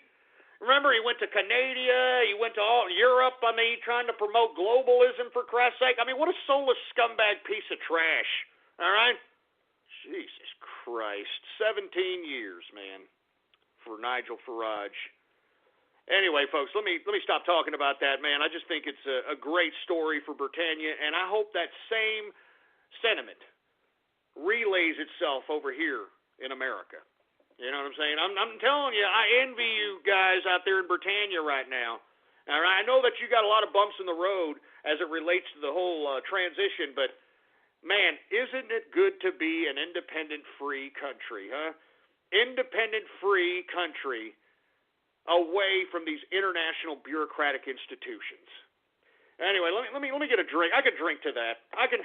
Anyway, you know what? Cheers to Nigel Farage.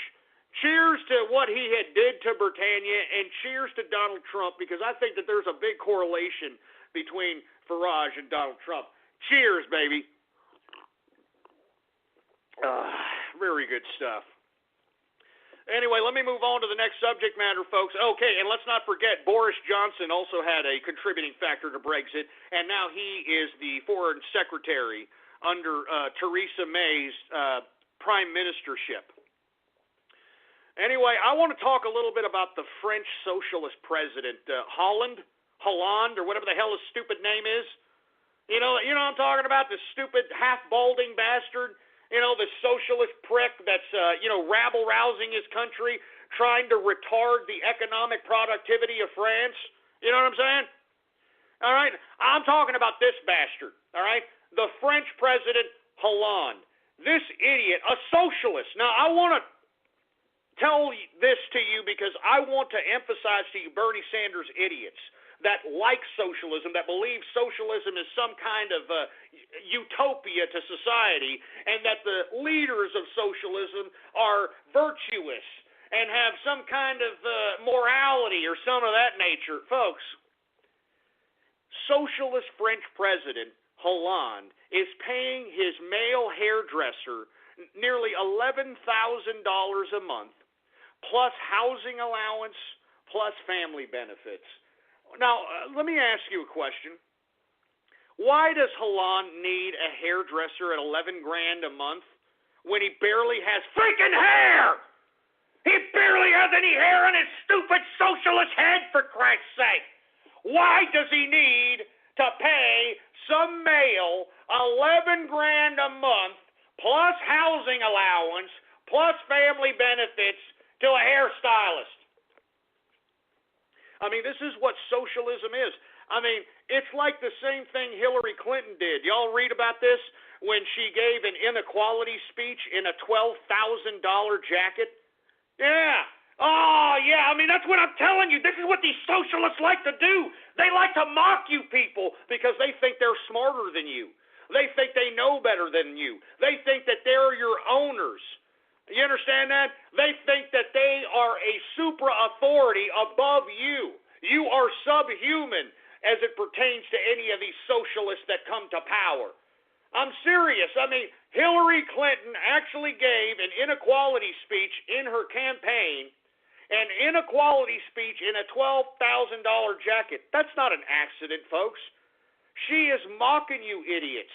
She's mocking all of you. I wouldn't be surprised if she had this conversation with her aides saying, look, don't worry about it. These people are stupid. I'm going to go out there with a $12,000 jacket, talk about inequality. They're not going to know the difference. They're stupid.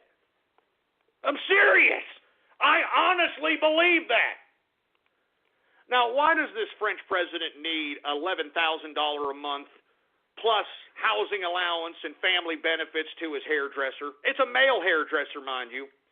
I mean, the only time things like that happen is if there's something sexual going on, in my opinion.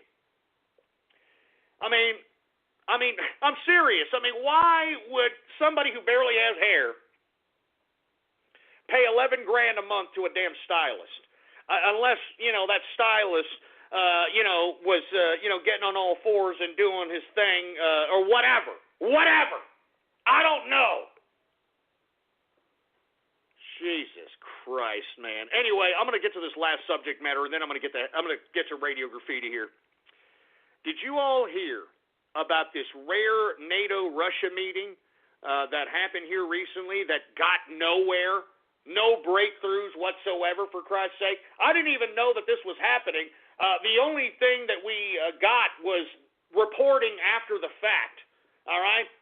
But according to NATO, after Obama's meeting, when he went to Warsaw out there, when he was photographed with the pink headphones,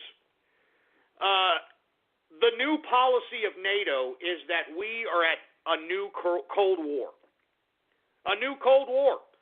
That's the new NATO policy towards Russia, a new Cold War. And I think that that is a very scary proposition, folks. I'm telling you, while we're out here discombobulated with all the different Black Lives Matter, Black Panthers, the corruption of Hillary, Obama, D. Ray McKesson, the wild Yehudis that are being shipped in from the Middle East but because of Obama's foreign policy, all this stuff that we got our minds boggled on out here. Meanwhile, we've got our government and the foreign policy makers of this country collaborating with NATO to confront Russia in a nuclear confrontation. And let me tell you, I think that is one of the most horrific foreign policies ever. And folks, this is Zygmunt Brzezinski's foreign policy, man. I read his book. He wrote it in the 70s, man. Folks, what has happened here in the past 8 years, foreign policy-wise, is nothing more than Zygmunt Brzezinski's book that he wrote in the 70s.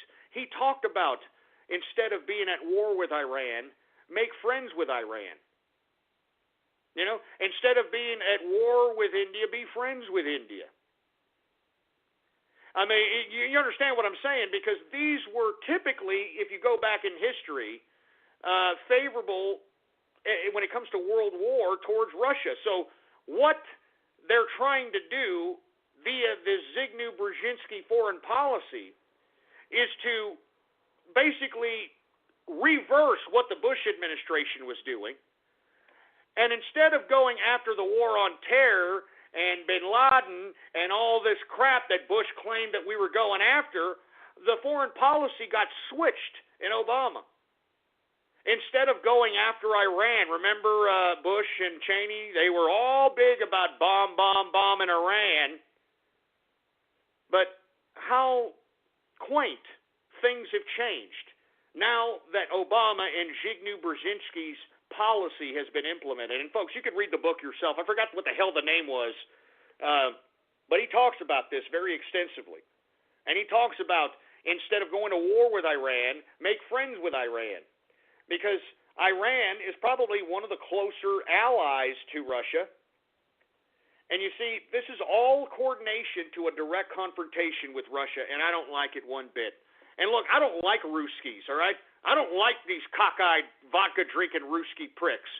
But, you know, with all due respect, man, they are not necessarily the hostile ones in this particular confrontation. It has everything to do with NATO and the United States. Even Nigel Farage talked about this in a recent interview.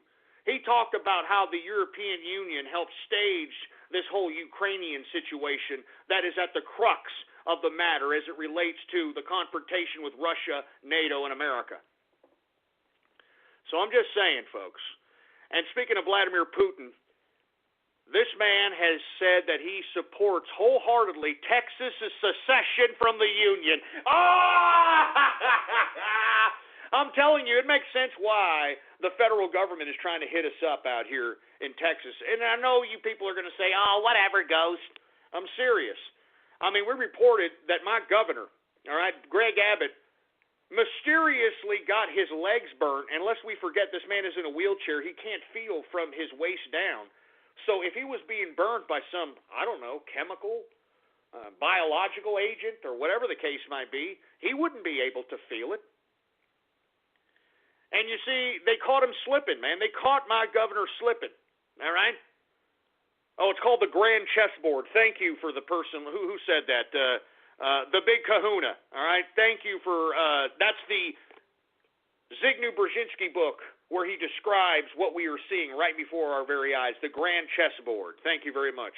That's the Zygmunt Brzezinski book, the Grand Chessboard, is where he describes everything that we are doing foreign policy-wise right now.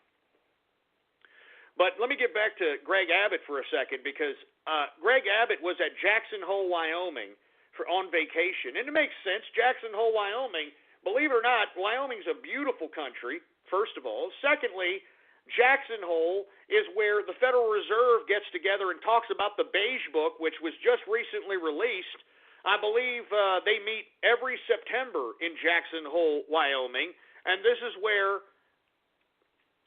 Governor Abbott was vacationing, where he got mysteriously burnt, all right? Mysteriously burnt on his legs. And, folks, I mean, there are not detailed reports on how this man got burnt. They claim that it was a scalding hot water that supposedly burnt the hell out of his legs, but that doesn't even make any sense. You know what I'm saying? That doesn't even make any sense. I've said this time and time again. This federal government is trying to hit up Texas with atmospheric warfare, with legitimate missile warfare, and now trying to intimidate our governor, in my opinion. It makes sense why the Ruski president, Vladimir Putin, is backing up the Texas Texit.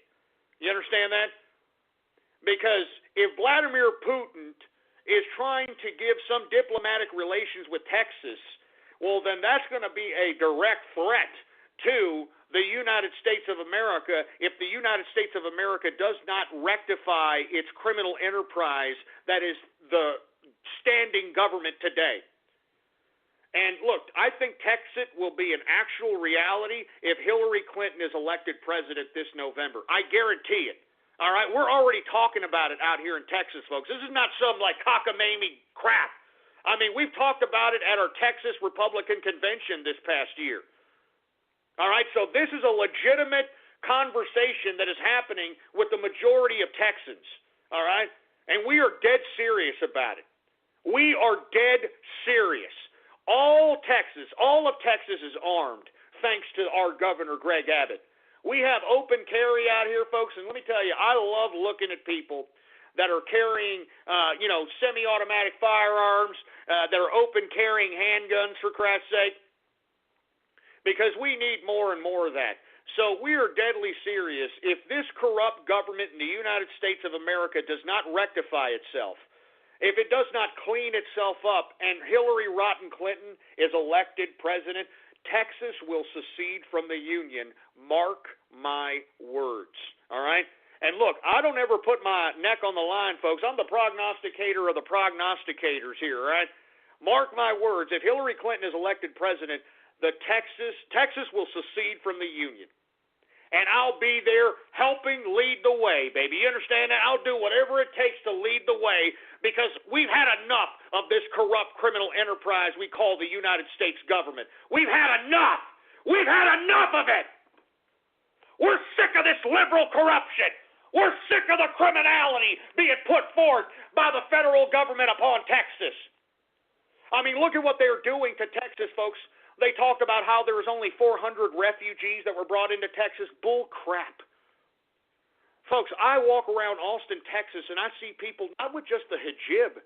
I see broads with the burqa, with the whole beekeeper suit. They only got their eyes showing. You understand this? I'm not joking around. I mean, we have at least 10,000. I mean, I think I might be undercutting it a little bit, because I have seen a lot of wild Yehudis out here in Austin, Texas. I'm not kidding around. And you see, folks, they're lying to us. All right? I mean, what did they tell Europe? Oh, we're only going to let, 100,000 in or something? Yeah, right, like 5 million, all right? Throughout Europe, for Christ's sake. Jesus Christ. Anyway, folks, we got some breaking news here. Multiple explosions reported in Brussels, thanks to Sergeant Yoda here. I don't know if this is legit or what, but I don't know. He deleted the tweet. I'm not sure if it's still legit or not, but if somebody could check up on that, I'd appreciate it. Anyway, folks, let's get to Radio Graffiti right now, folks. All right, I want to thank everybody for tuning in and listening. All right, now let's get to everybody's favorite part of the broadcast. And I'm talking about Radio Graffiti!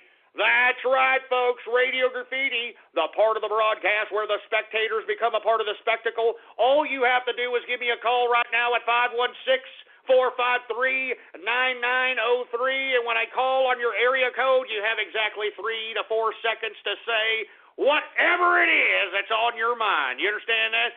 And don't be a Helen Keller deaf mute, to say the goddamn least, all right? Hey, engineer, do we have any goddamn radio graffiti callers out here? All right, well, we've got some radio graffiti callers, and let's get to them right now. All right, who do we got here? We got Anonymous Radio. Hold on. There's a few of them. How about Anonymous Radio Graffiti? Come on. I'm not even going for it. This is what I'm going to say. You're covered with streaks, and they spray from your rear end. Yeah, they spray from your rear end. You're covered with poo. What the hell is that supposed to be, for Christ's sake? Oh, yeah, and update on the explosions in Brussels. It's just a bunch of a line of cars burning at the scene, so the scene is secure. So FYI on that. Thanks for Sergeant Yoda for updating the info on that. Anyway, let's continue going. Area code 501, Radio Graffiti. Hey, Ghost, it's Rhino Snake. How you doing? How you doing, Raiden Snake? What do you think about Boris Johnson being the foreign secretary, man, huh? I'm laughing my head off. Do you know what I mean? Because we all know he doesn't. There's one person he can't stand. And I know there was some reference he made a while ago about Obama. He can't stand Obama. I don't blame him. I can't stand the man either. He's an utter criminal as far as I'm concerned. But you know what it does? It does kind of, take a step back at Theresa May. People were kind of critical of her. I was a little critical of her. I think that this appointment of Boris Johnson kind of calms that down a little bit, to say the least. Don't you think? Yeah, well, do you remember what I said? It's like a few days ago. I had a feeling Theresa May would get it, and she did. She would. You're absolutely right. Yeah. Anyway, what I'll do is, if you can keep me on for the third hour, I want to discuss a little bit more, but I'll let you carry on with Radio Graffiti, okay? All right, no problem there, Raiden Snake. We'll get back to you in the third hour. Let's continue going, shall we? Anonymous Radio Graffiti. Oh, Jesus Christ, you're a damn Helen Keller deaf mute jerk dick. How about Anonymous Radio Graffiti? Jesus Christ, man. Stop blowing people's ears out, you scumbag. How about 513 Radio Graffiti? One resident describes her horrifying experience when she first realized the complex was on fire. I'm depressed. Ain't nobody got time for that. Ain't nobody got time for that. Ain't nobody got time for that. Ain't nobody got time. Ain't nobody got time. Ain't nobody got time for that. All right, we get it. That's funny. Ooh, you stupid moron. 415 Radio Graffiti. Jesus Christ, what am I going to have to unload some lines out here, for Christ's sake, because you morons, can't take your heads out of your ass, for Christ's sake? Hang some people up, engineer. These people are all a bunch of Helen Keller deaf mutes, for Christ's sake. Jesus Christ. How about 810 Radio Graffiti? I am your host, the man they call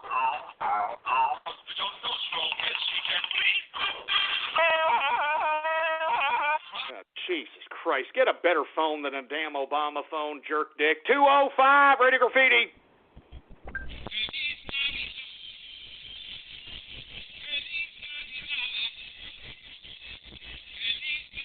No more Christmas crap. All right, I know what that song is. Feliz Navidad. All right, I know what that is.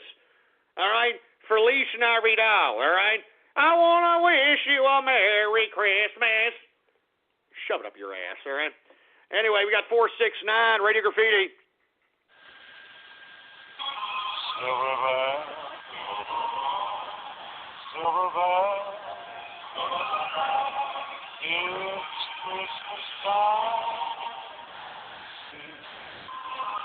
Here we go with a goddamn Christmas bitch. Shove Christmas up your ass. I hate Christmas. I hate Christmas. 773 Radio Graffiti. Fuck Trump. Fuck Trump. Fuck Trump. Fuck Trump. Fuck. Yeah, right. Yeah. You keep saying that. All right?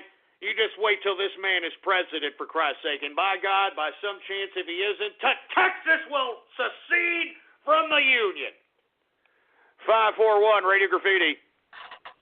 Angie, take over. Angie, take over.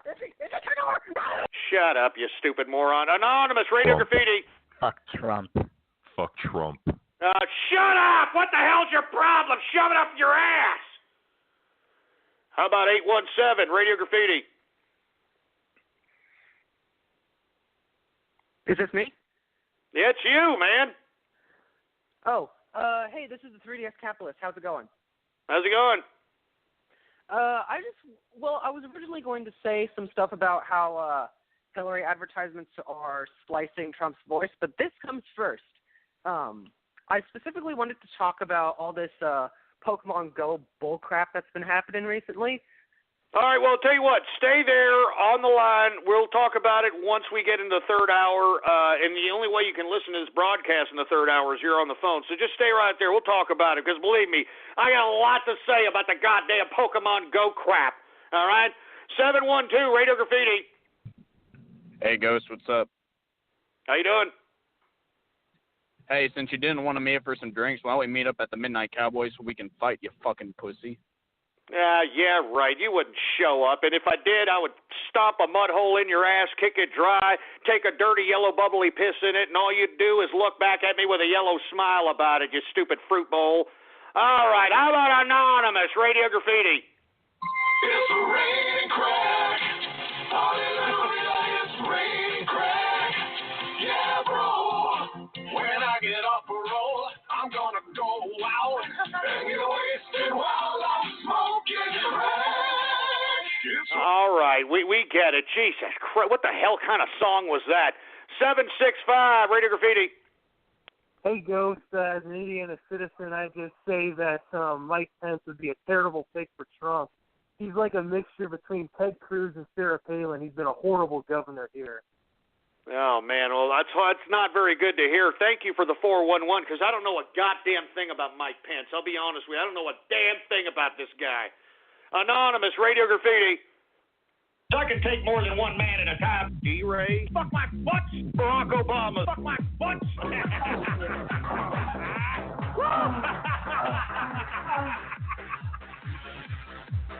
You son of a... You son of a bitch! You son of a bitch! Don't you ever splice me with those fruit bowls again! You understand me? Trying to splice me with freaking AIDS-infested D-Ray and goddamn Barack Obama. Hey, don't you understand? Those guys are power bottoms. You understand that? They don't top. If they top, they'd be a little bit more masculine, to say the least, and not be so feminine in their physical attributes, all right? Jesus, give me the mic. Give me a goddamn mic, man. I'm telling you this right now. D-Ray and Obama are power bottoms. I wouldn't be surprised if Michelle Obama has got them both bent over and she's taking turns right now. I'm just saying. And by the way, Michelle Obama's a tranny. Even Joan Rivers said that, and a month later after she said that, she was dead. So just saying. Anonymous Radio Graffiti. Slave lover Radio Graffiti. Yes, I freaking love having some goddamn fruit bowl trying to grab my Johnson.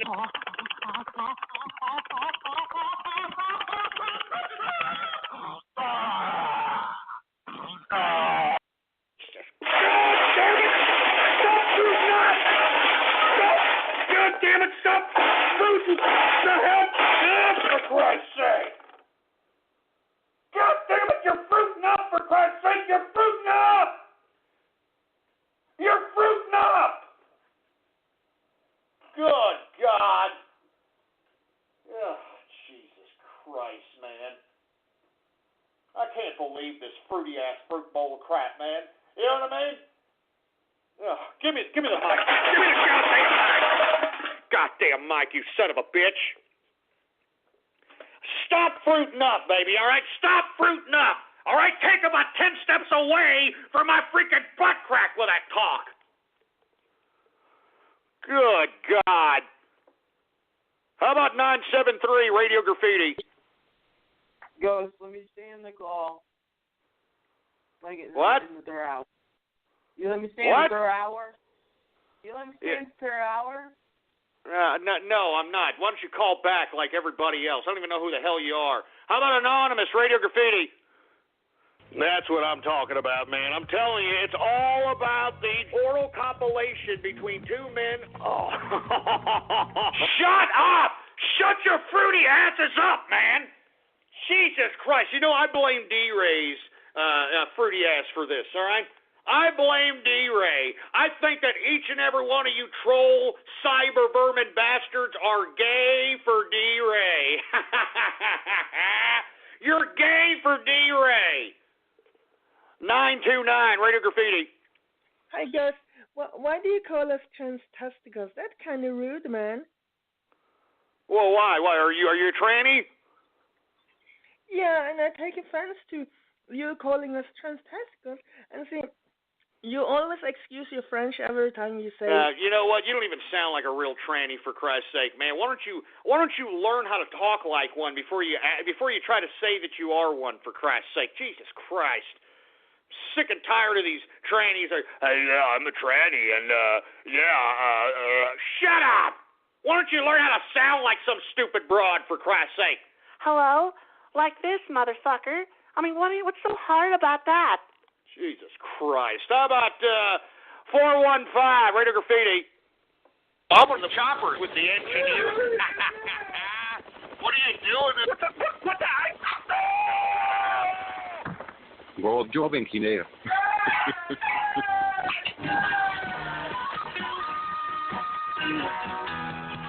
Son of a bitch. Leave the engineer alone, for Christ's sake. Stop agitating the engineer. Don't you dare agitate the damn engineer, boy.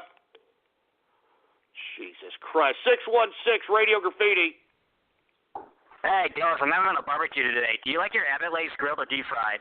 I can't even understand you because you sound like a stupid fruit bowl. 765, Radio Graffiti. Hey, Ghost, I think your intro is badass, and I just wanted to say that I'm from Indiana. I think Mike Pence would be a terrible choice for vice president. He's been a terrible governor. Wow, man, I'm telling you, not very good testimony for Mike Pence, to say the least. I hope Donald Trump or somebody from his campaign is listening to this, to say the least. How about area code 601, Radio Graffiti?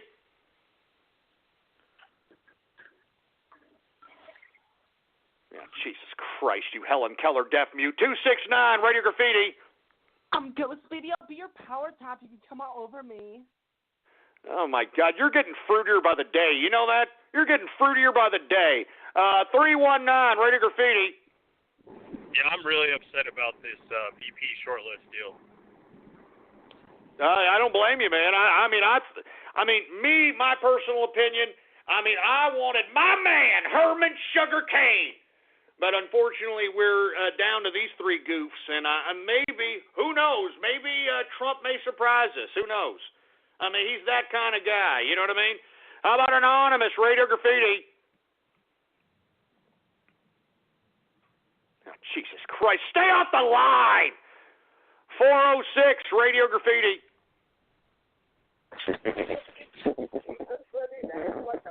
What a bunch of morons. Anonymous, Radio Graffiti.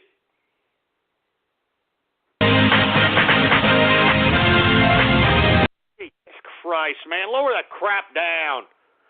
541, Radio Graffiti. Engineer, take over. Engineer, please. Do it. Shut up. All right. Hey, engineer, whenever you see 541, click it off, all right? Sick of that idiot. Who else do we got going on over here? We got area code 512, Radio Graffiti. Today I want to describe the Pokemon movie. The Pokemon. I'm not sure who's the original author. Shut up with that Pokemon crap, for Christ's sake. 501, Radio Graffiti. Hey, Ghost, you already called on me earlier. Oh, my bad. Sorry about that. Here, let's go to 435, Radio Graffiti. You want to hear the cats in the broadcast. Who you going to call? Ghostler. Now, shut up. Don't call me Ghostler, asshole. Anonymous, Radio Graffiti. Booth 073, Radio Graffiti. Like this, motherfucker.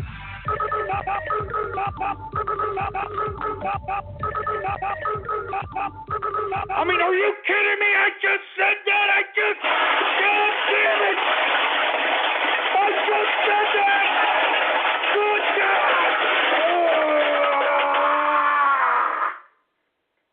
I just freaking said that. I mean, good God. Oh, my God. Yeah.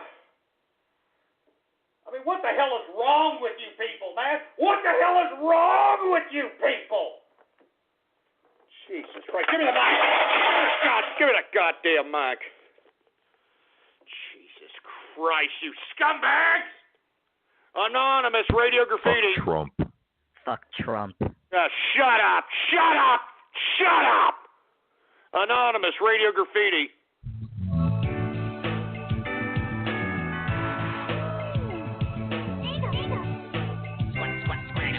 All right, yeah, great. All right, very proud of you. Anonymous Radio Graffiti. Go, Phil.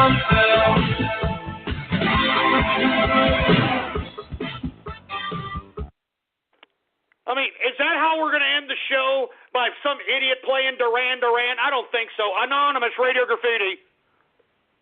Hello? Yay.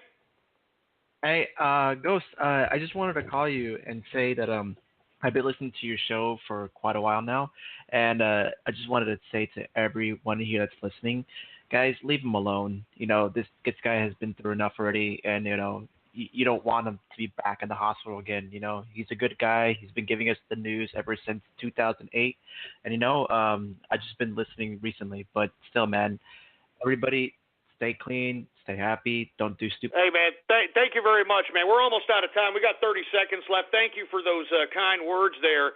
Anyway, folks, we're going to head into the third hour here. We got 30 seconds left. Please follow me on Twitter. Politics Ghost is the name to follow. All one word, no underscores, Politics Ghost. And, folks, I will be here tomorrow live, 4 p.m. Central Standard Time. Be sure to be here and let everybody know and spread it around like wildfire that True Capitalist Radio is live every Monday through Friday, 4 p.m. Central Standard Time. I will see you tomorrow, baby. The deals are getting hotter during the Deere days of summer. Get 0% financing for 60 months on all John Deere compact tractors. Plus, get a best-in-class 6-year powertrain warranty at no additional cost. Hurry in today for the hot deals of summer. Offer ends August 2nd, 2016, subject to approved installment credit with John Deere Financial. Terms, conditions, exclusions, and warranty limitations apply. See dealer for details. Visit your local John Deere dealer today to take advantage of special savings going on now. Find out more at myjohndeeredealer.com. Now we are in the third and post-show edition hour of the True Capitalist Radio broadcast. And, of course, I am your host, the man they call Ghost. And once again, folks, I want to thank everybody for tuning in with me. I'd like for everybody to please bookmark the official website of the True Capitalist Radio Show. It is blogtalkradio.com/ghost. That's blogtalkradio.com/ghost. Every single episode that yours truly has ever conducted is there to download absolutely free. So go ahead and make sure that you check out that particular archive, folks. There are thousands of hours of content. I mean, I'm telling you, you can go back and learn the history of the True Capitalist Radio broadcast, which was once known as the True Conservative Radio broadcast. So, let me tell you something, folks. We ran through a lot of news today. I just want, before we get into the post-show Radio Graffiti, I want to talk a little bit about this D-Ray situation, man, because it is very serious that Obama is meeting with this fruity-ass LGBT, AIDS, HIV advocate in the White House. Because as I've stated time and time again, this is a recipe for disaster in my personal opinion. I believe that they are planning out the supposed summer of chaos that was hacked from the private messages of D-Ray's hacked Twitter. All right? I personally believe that those private messages were legit. I actually know they're legit, but I'm not going to say that legitimately. Anyway, I do want to say that there's serious implications happening, as it relates to this meeting with Barack Obama and D-Ray. And I think it's disgusting that our so-called president is allowing a domestic terrorist organization to visit with him. And there is nothing that can go positive other than their HIV T-cell counts. But there's nothing that can be positive about this meeting between D-Ray and Barack Obama. That's all I'm saying. All right? I think they are planning out the summer of chaos. And I think that everybody needs to understand what is going on here, all right? And that's why I am calling on all the trolls, the cyber vermin. If you're bored, for Christ's sake, by God, troll these Black Lives Matter supporters. I mean, tell them that D-Ray compared Black Lives Matter to the fight against HIV/AIDS, man. He legitimately said that. You can look it up. It's on the internet, for Christ's sake. He said it in an interview. I mean, how can a supposed leader of a black revolutionary faction compare his own group, Black Lives Matter, to the fight against HIV/AIDS? I mean, isn't that like saying they're a virus or something? I mean, isn't that an insult to the black strife, in my personal opinion? I mean, this is what we need to get plastered in the faces of these Black Lives Matter supporters, folks. That's why this is so important, and I hope that you heed the call. I hope that you heed the call. And first of all, I also want to thank those that conducted themselves in Operation Barrel Roll. It is a complete success, all right? It is a complete success, and I want to thank you folks for conducting yourself in that capacity, because I genuinely believe that those folks that conducted themselves in this capacity are genuinely switching the minds of a lot of these Bernie Sanders supporters to hop on the Trump train and to turn against Hillary Rotten Clinton. And even if those Bernie supporters go to Jill Stein, it really doesn't matter, because as far as I'm concerned, it will splinter the goddamn Democrats apart. All right? I mean, that's all there is to it. So I believe that Operation Barrel Roll was a goddamn success. And I want to thank everybody. I want to salute everybody that conducted themselves in this operation.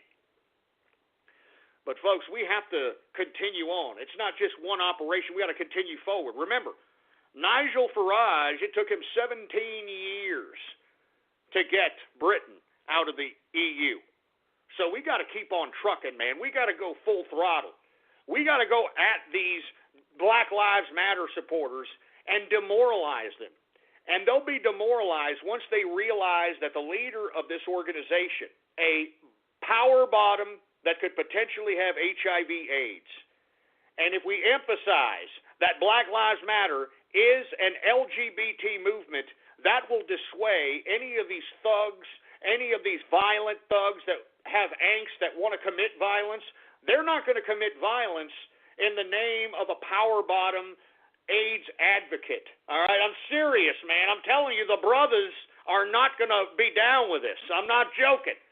I'm not joking. Not enough of the brothers in the Black Lives Matter faction know that D-Ray, let alone is gay, let alone is an HIV/AIDS advocate, an LGBT advocate.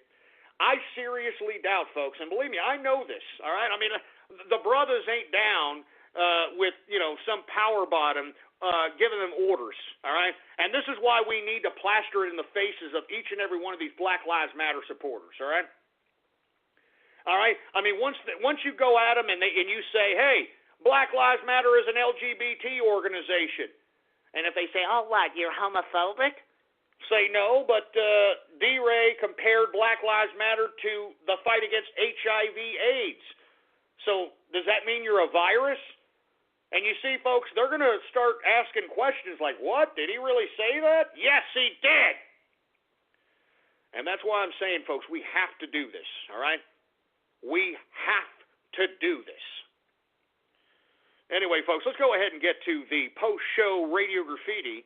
And for you folks that are unaware, all you have to do is when I call on your area code, you can go ahead and do your 3 to 4 second little spiel of radio graffiti, or you can ask a question in this post-show edition so we can have some level of discourse to any capacity, folks. All right, so let's go ahead and let's get to post-show third hour radio graffiti right now. All right, let's go here. How about 817 Radio Graffiti? Hello. How's it going? It's going pretty good. Anyway, we wanted to talk about Pokemon Go, correct? That's right. What do you want to say about Pokemon Go? Well, it seems that a lot of people who are actually playing this pretty much don't know anything about Nintendo consoles or the user agreements.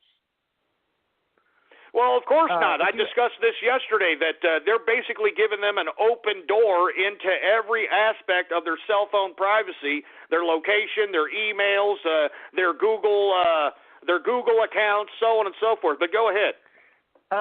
And a lot of people probably would have said, oh, Nintendo, they're not above doing that. They're a Japanese company. What would they require with American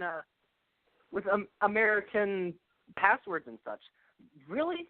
Because I'm looking at this user agreement, and it's saying that it'll collect pretty much information from people, and at times they'll send them to the local government. Are you kidding me? It says that in the terms of service?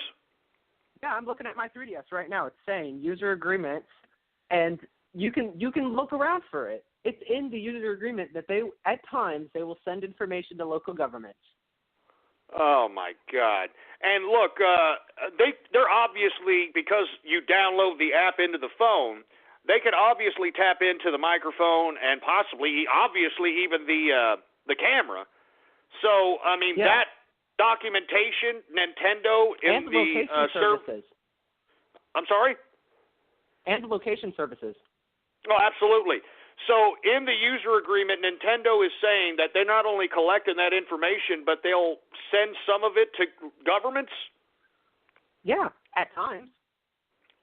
Unfreaking believable. And you see, this is why I just don't understand this whole hysteria around this game. I mean, let alone the game content itself, but the whole construct in which you're downloading this application that requires you to use a lot of components within your phone that leaves like a damn freaking back door into your phone, man. I mean, literally, you're giving these people, you're actually putting a Trojan horse, a legitimate Trojan horse virus into your phone if you download this application. I'm glad that you actually read the user agreement. Yeah, I'm glad you read the user agreement. What else does it say in there if you see anything else nefarious by any chance? Not too much, but yeah, I think that's kind of just one of the other things is that they'll also send pictures. I think that only applies to like the 3DS because I'm reading the user agreement on that, but I know it's universal for all of Nintendo's applications. Oh, absolutely, and I wouldn't doubt it. And as a matter of fact, thank you for calling in and enlightening a lot of these listeners on that user agreement situation. Because I'm telling you this right now, I knew this yesterday. I knew it right when I heard about this goddamn game. All right? I knew that everybody who's downloading this game is downloading a Trojan horse to their phone, and now, according to this gentleman here who read the user agreement, they can send all the information that they collect periodically to governments around the world. Stupid morons. You know what I'm saying? That's good.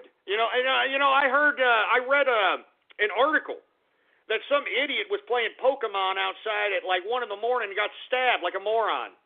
You know what I'm saying? I mean, folks, I know that a lot of you people, especially you dorks that don't really leave the house much, that are now starting to leave the house because, oh, look at this game, look at this, and you're viewing it from an augmented reality. You need to realize that this is a dangerous world out here, for Christ's sake, man. All right, this is a dangerous world. You can't just walk around places at 1 a.m. without running into a few nefarious characters, to say the goddamn least. All right? So for all you indoor gamers, indoor people that are now going outdoors because of this goddamn Pokemon Go game, folks, you need to be careful, man. This world is not the way it used to be, thanks to this administration who has socially engineered this country into the dangerous powder keg that we see today. So just FYI, I mean, there's a lot of danger that isn't seen in this Pokemon Go game, but hey, it doesn't seem like anybody's playing with a full deck out here in America anyway. And like I said, maybe it's the fluoride in the water. You know what I'm saying? I mean, because it seems to me that whenever anybody is asked a question, or if you try to ask somebody to give some sort of discourse on some subject matter, it's just like it's so hard for these people to conjure up the synapses, for Christ's sake. If you ask them a question, they give you this spacey-eyed, wide-eyed space cadet look. I mean, nobody knows how to cognitively think anymore. Something must be eating people's brains, for Christ's sake, all right? I'm serious. And I'm serious. If you're drinking tap water, stop drinking tap water, all right? I mean, seriously, it's frying your brain. It's turning your brain into liquid crap. Jesus Christ. Who else do we got? Thank you very much for calling in, by the way. That was very interesting info for all the folks that are waxing their carrot to this game. We got 727 Radio Graffiti. Hey, Ghost, I got a song I want for you. Is that all right? All right, go ahead, man. All right.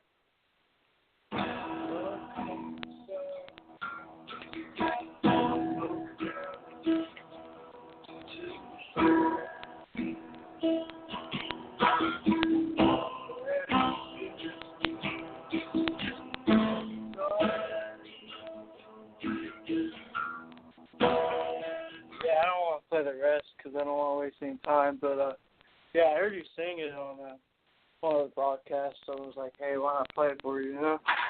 Hey man, thank you, and I really appreciate it. And keep playing, man. Keep being musical. You're a 15-year-old kid, man. You're young. Keep practicing. And even if you don't become a musician, it'll actually open aspects of your brain that'll enable you to spark other synapses in the brain that aren't usually stimulated, to say the least. So I honestly believe playing instruments is actually good for the brain. I mean, that's been scientifically proven. Who else do we got here? 956 Radio Graffiti. Hey, Ghost. This is the best song you ever sang in the show.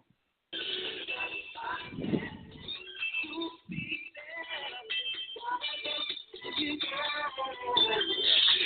I never sang that song, you asshole. All right? New Kids on the Block, man. How old are you? Jesus Christ. New Kids on the goddamn block.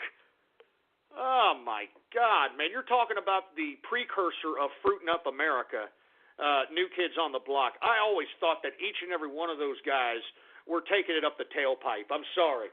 I mean, even, for the late 80s, those guys look fruitier than a box of goddamn Fruit Loops, for Christ's sake, man. Even Donnie Wahlberg, okay? I'm sorry. Even Donnie Dumbass Rat Tail Wahlberg at the time looked like a fruit bowl. Jesus Christ. How about 501 Radio Graffiti? Hey, Ghost, it's Rhino Snake again. How you doing, man? What do you want to talk about as it relates to your situation over there across the pond? Oh, I think it's well, a bit unusual, but I think it's still funny that Boris Johnson got a cabinet position. I wasn't expecting that at all. Well, I actually am glad that he did. I like a boisterous person, somebody who shoots from the hip, somebody who isn't afraid to say what's on their mind. I mean, I think that's what politics needs nowadays, whether it's right or wrong. I mean, we want to hear the truth out of people. I'm tired of hearing these bureaucrats lie and lie and lie. I'm sick of it. Yeah, think us. We over here aren't sick of it. Seriously. Yeah, I'm telling you, man. I mean, we want it. Whether you're across the pond, whatever government you're in, you should demand that these politicians who are supposed to be public servants to the people should be at least saying what's on their mind, whether people like it or not. And I'm talking about the truth. I'm not talking about lies. I'm sick of deception. I'm sick of these goddamn bureaucrats and these politicians deceiving us, because what they do is they tell us one thing, they get elected, and they sell us out. And it's pathetic. So anyway, man, you got any more thoughts on this matter, man? Well, not really. I actually want to hand over to Kraskin, if that's all right. He's on the line. He wants to talk to you about, obviously, this Pokemon Go, if that's okay, because he's on the line. All right, well, let me go ahead and put you on hold, and let me go ahead and find Kraskin here. And we'll go ahead and get to Karaskin if I can find him here. Remember, we got a lot of damn callers here, for Christ's sake. Where is Karaskin? I can't find Karaskin. Where's Karaskin?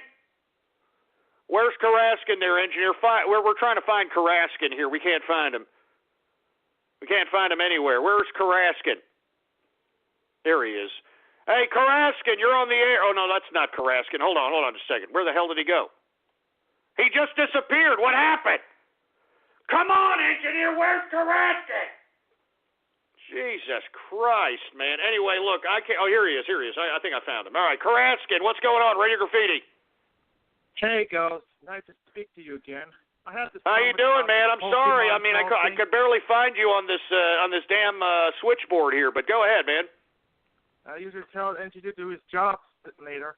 Anyway, I got something to tell you about this Pokemon Go thing, and it comes to my surprise that you know these Pokestop thing that people go there to collect stuff from there and hunt some Pokemon all around.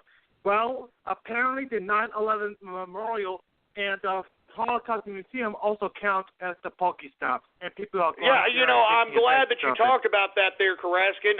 You were actually tweeting at me a couple of these goddamn Pokemon pictures of people actually going into the Holocaust Memorial looking for Pokemon monsters, going into the 9/11 Memorial looking for Pokemon monsters, for Christ's sake. I mean, this is getting really ridiculous. I mean, don't you think? I know. A memorial is supposed to be when people have to remember the tragic times, not to throw Pokeballs at the Pokemon, for Christ's sake. What is it, the comedy deja or something? Come on, be real.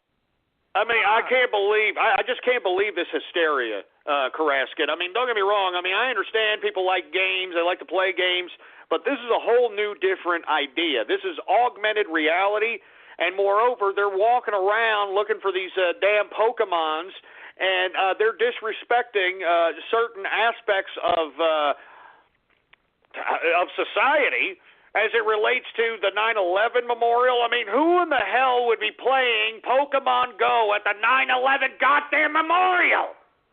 I don't know. Probably some geeks or some, I don't know. I just don't understand the logic behind it. I don't understand the logic behind it either there, Karaskin. Do you happen to play it by any chance? Well, technically, yeah, but I only use it to walk. But don't get me wrong, it's a good game and all, but we all have to watch out for ourselves. Safety precautions is always the highest priority. We always have to watch out for ourselves, not just looking at the screen all the time. Just remember, don't pay attention to the screen all the time. Just look around in your surroundings, okay? Yeah. Hey, thank you very much, Karaskin, for that 411 insight on the Pokemon Go game. I'm sure everybody who's listening in is getting enlightened and are pretty much, getting some 411 from you, Karaskin, as it relates to this particular Pokemon game, because it's freaking ridiculous, all right? It's freaking ridiculous. How about 210 Radio Graffiti? Ghost, Teutonic Plague, tree, Fucking. First comes brown nosing, then comes gay marriage, then comes pretty ass fruit bowl gay son. You son of a bitch! Damn it! You son of a bitch! God damn it! You shoved that up your ass! You shoved that goddamn splice right up your goddamn poop chute, you son of a bitch! Jesus Christ, man! I'm telling you, you're pushing my buttons today, man. Jesus Christ! Give me the mic! Give me the goddamn mic, for Christ's sake, man! You goddamn sons of bitches! You goddamn sons of bitches are pushing my goddamn buttons, all right? Look, I'm warning you, all right? I'm warning you, enough of this crap. This is a serious show right now. We're in the midst of serious times, for Christ's sake. We got D-Ray meeting with the president, planning out the summer of chaos so they can implement martial law. You idiots need to wake the hell up. You need to wake the hell up, because that's exactly what's going on here, you stupid morons. Good God. I'm telling you, this is disgusting. How about 252 Radio Graffiti? And the 1, and the 2, and the 3.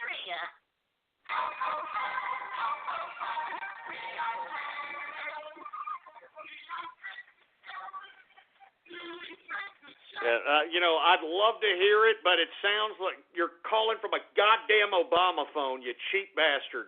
410 Radio Graffiti. Oh, no, I think I already called. No, 410 Radio Graffiti.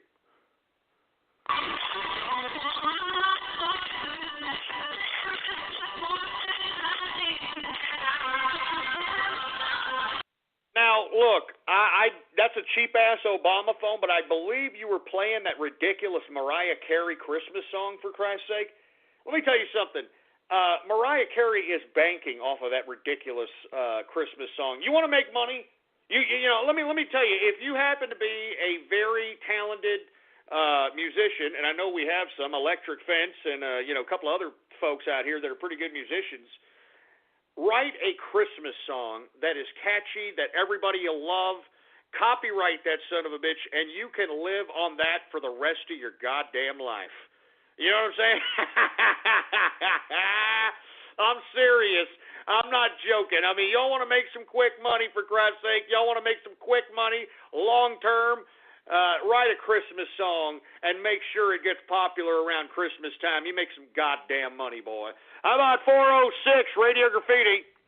The deals are getting hotter during the dear days of summer. Get 0% financing for 60 months on all John Deere compact tractors. Plus, get a best-in-class 6-year powertrain warranty at no additional cost. Hurry in today for the hot deals of summer. Offer ends August 2nd, 2016, subject to approved installment credit with John Deere Financial. Terms, conditions, exclusions, and warranty limitations apply. See dealer for details. Visit your local John Deere dealer today to take advantage of special savings going on now.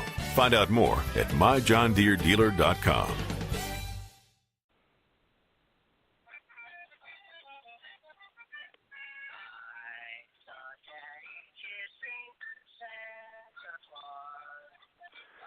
Geez. Look, enough of the Christmas crap, man. Enough of the Christmas crap. Jesus Christ. How about Anonymous Radio Graffiti? Jesus Christ, a Helen Keller deaf mute. 609 Radio Graffiti.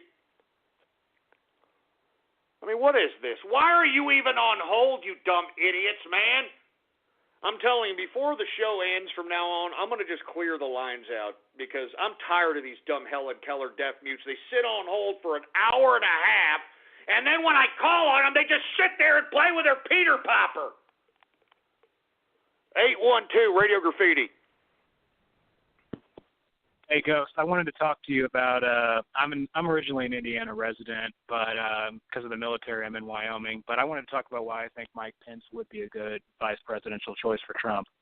All right, go ahead. I mean, we've already had some negativity towards Mike Pence. I don't even know who the man is, so go right ahead. Enlighten us with some good qualities of the man. Well, I don't know if you're really familiar with Mitch Daniels. He was previously Indiana's governor, and a lot of people wanted him to throw his head into the race when the whole McCain-Romney circle jerk was going on. But yeah, let me stop you there. Is that the guy who got busted in that like affair thing? Like he got busted cheating on his wife or something of that nature? Mitch Daniels? I don't believe so. Not that I've ever heard of. Okay, my bad. I must be thinking about somebody else. Go right ahead, sir. Right, but anyway, they wanted him to throw his hat in the race because he was really good for Indiana, but he didn't want to subject his family to it, to the whole presidential race and security and stuff. But anyway, Pence kind of stepped in as his successor. He was one of the first governors that said Obama will not settle Syrian refugees in my state, and that kind of kicked off the whole 30 states or whatever that were against it. Pence has been very traditionally conservative. He did originally reluctantly endorse Ted Cruz when Indiana was going on. He never bashed Trump. He said, I like Trump, but he endorsed Cruz. And then after he got the nomination, he said, all right, let's throw our support behind him. I think most importantly, Pence would bring in a lot of the people who are still kind of ass-hurt over Cruz losing the nomination. That kind of lasted longer than I thought. I thought they would get over it, but you still got the Never Trump crowd. People are advocating that idiot Gary Johnson just because they don't want to vote for Trump. I think Pence would solidify Trump's support with the more hardline conservative base. So that's the opposition that is against Pence. People that don't like the ultra-conservative. He's somewhat of an ultra-conservative then? He's closer to Ted Cruz, honestly. I mean, you take that for what it's worth, not his personality, but he's more traditionally conservative. He's not as extreme as like Christie. Christie alienates a lot of the traditional conservatives. I'm talking about like Cruz's camp, Kasich's camp, those kind of people. I think Pence is a little more middle line, and he'll make them more comfortable when it comes to voting for Trump. Well, I'll be honest with you. I mean, I never had a problem with Ted Cruz. I actually thought he did, rabble-rouse a lot of the Senate. He didn't really get a lot done, but I liked the way he confronted the bureaucratic system. What I didn't like is when he showed his true colors and his connections with the Bush crime family and his unscrupulous political tactics. It just made me lose all respect for Ted Cruz. But if Mike Pence has the qualities of Ted Cruz pre the election, I think that that's actually a rather benefit, considering, just as you alluded to in this conversation, that a lot of the Never Trump crowd is still pissed off at the fact that, Ted Cruz didn't get nominated because he's supposedly the ultra-conservative on the ticket. And if Mike Pence is some level of conservative, then I think that's appropriate. I have no idea who the man was, but if you were telling me that the man is, a true conservative in the sense of the Ted Cruz pre-election aspect, then I can understand why now Donald Trump is entertaining him as his vice president, because I do believe that the potential of having somebody who is an actual conservative as the vice president could help, like you said, that butthurt aspect of Ted Cruz crew, at least half of them, if not more than half of them, coming on and holding their noses at the very least if they believe that that's what they're doing in voting for Trump. Absolutely. And like you said, I wanted more than anything for the ticket to be Trump and Cruz. That was before Cruz, I guess, got greedy. He got a little too driven. I wanted that conservative to balance out Trump. Christie wouldn't be too bad, but he would alienate a lot of people. Gingrich wouldn't be too bad, but I think Pence is his best choice to really lock the numbers. I mean, right now he's leading Hillary in a lot of swing states, and that's despite the Never Trump crowd still going around saying, "Oh, let's look at Gary Johnson, let's look at third-party candidates." I think if he brings in Pence, it will really lock down for him. Or it's not the nomination, but the election. Excuse me. Hey, well, I thank you very much for calling in and enlightening us a little bit about Mike Pence. I've had a few callers saying that he's like Sarah Palin, he's like Ted Cruz. Now I understand what you're talking about. A conservative to balance out, somewhat of the non-conservative policies of Donald Trump. And the reason I never really had a problem with the non-conservative policies of Donald Trump is because we are in a precarious situation as a country. I mean, we can't meddle around with abortion and gay marriage and all these stupid, dumbass, red herring issues. We got to worry about the economy. We got to worry about the safety of our country. We got to worry about our national security. I mean, we got to worry about our borders. We got to worry about our immigration policy. Everything that I just mentioned is a definite. It definitely correlates with our national security. And in my personal opinion, I think that's more important than all these other ridiculous scholastic issues that really mean nothing as a whole, but only means a little to a small group of people. And that's what Democrats like to pander to anyway. They like to segment all kinds of people so that they can claim that they're the virtuous, moral,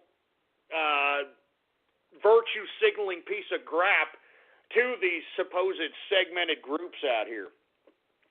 So anyway, man, I want to thank you very much for calling in. I don't know. Now I don't know about Mike Pence. Maybe he could help counterbalance a Trump ticket. Maybe he can lure some of those so-called conservatives that are mad that Ted Cruz didn't steal the nomination. You know what I mean? Good point, man. Very good convo. Appreciate it. Anonymous, Radio Graffiti. Hey, Ghost Dealer, is this still okay with you if I make a cock ring out of the cans that you sell? I just really want to make one. Shut up, you sick, twisted prick. Shut up. Good God. How about 765 Radio Graffiti? Hey, Ghost. How's it going? I just want to tell you, I'm all right, man. How are you doing today? Not too bad, man. That's good. Well, I called up earlier and called Mike Pence like a Sarah Palin-esque type of person, and I'd like to back that up with some statements if you'd let me. All right, go right ahead. We can barely hear you though. Can you get closer to the phone, man? Yeah, sorry about that. Is that better? Yeah, go ahead. Read us some quotes from Mike Pence. Sorry, go ahead. Okay. So, well, you know about Interstate 65 that comes out of Chicago and basically runs all the way down to Texas? Yes, I do. Okay. Well, in the part of Indiana, about I'd say it's about the Fort Wayne, or not Fort Wayne, I'm sorry. It's Lafayette area. They shut it down because of bridge construction. Well, Pence rerouted all of the traffic down Highway 37 through Indianapolis. Over 100 people have been killed because of that construction. There are lawsuits against the state because of this. It's horrible. And Pence has a 17% approval rating here right now. He will not be reelected. This man is trying to play off of Trump's coattails. He is just like Ted Cruz. He will turn around and stab Trump in the back when he gets a chance. Wow, that's very, very, very interesting. So right now, Mike Pence, 17% approval rating in his own state? Yeah, that's from what I've read. And I know tons and tons of people here that hate the man.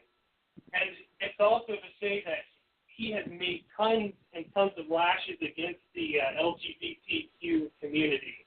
And that would really hurt Trump with their opinions. He's trying to make laws where companies can choose to not serve these people, somewhat like Jim Crow.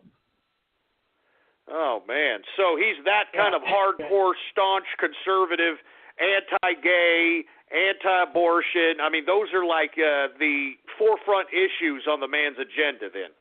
Yeah, this man is a fake sniveling worm, man. Wow, that doesn't say very well. I mean, they got a lot of mixed reviews with Mike Pence, but if you're genuinely saying that the man's approval rating in his own state is 17%, then maybe Trump needs to take another look elsewhere, to say the least.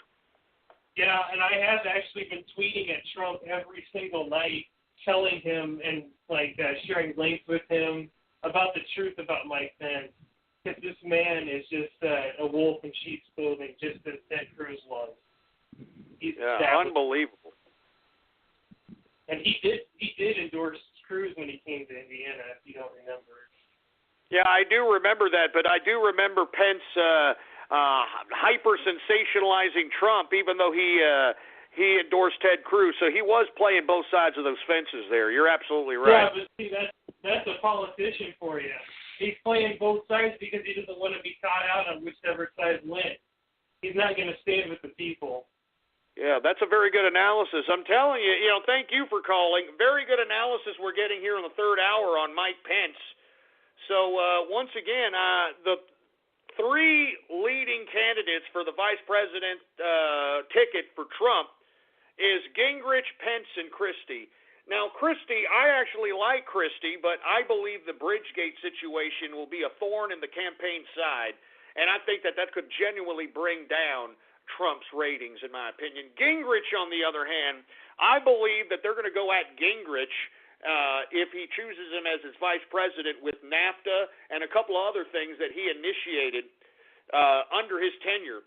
And, of course, lest we forget the whole restructuring of the justice system, the whole situation that Bill Clinton right now is being blamed for, that's sending all these blacks to jail,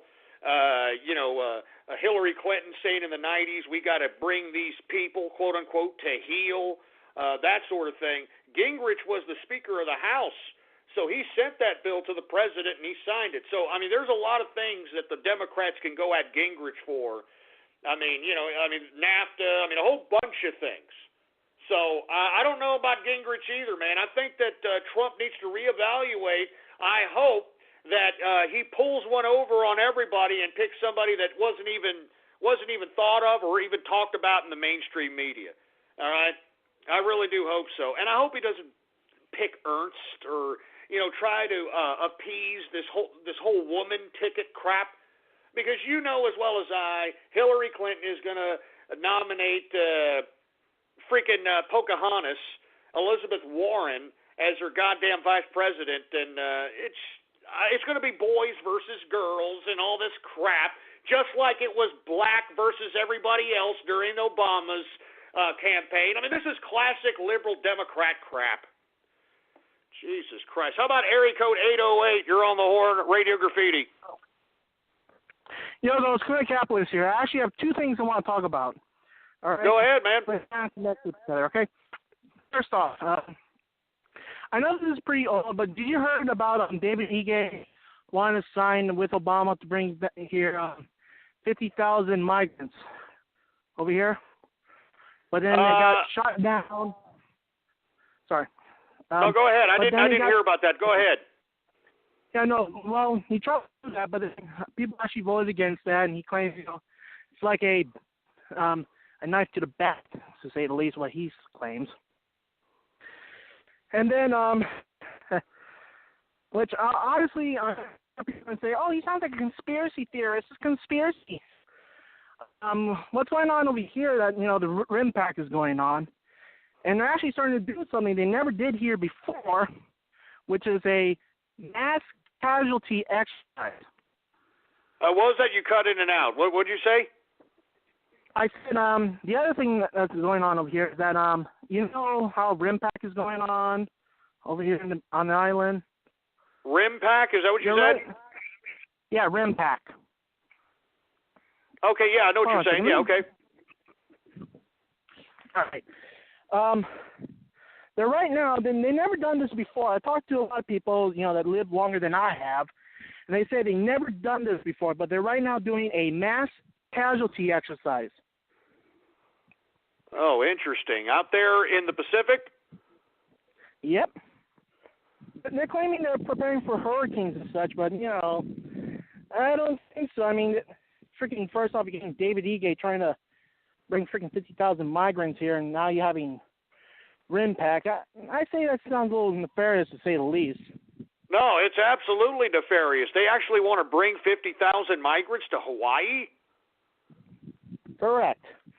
Oh, my God. I mean, that's a horrible idea. I mean, it's bad enough that the islanders are having a very serious economic problem in Hawaii at this point in time. I've read about the extensive problem with the native islanders. A lot of them are homeless. A lot of them are on the street. A lot of them are impoverished. And it gets even worse with that one. To end that more quickly, the freaking Honolulu mayor tried to basically make being homeless illegal. Oh my God. Yeah. So yeah, a lot of well, so there's some on. serious stuff going on over there in Hawaii. Then, huh? I mean, it's not.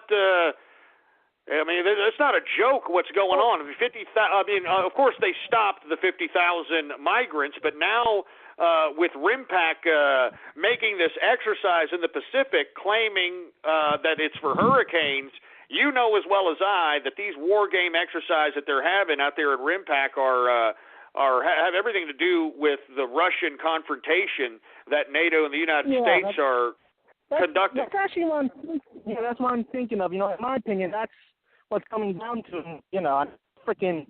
You have the UN freaking over there in the mainland.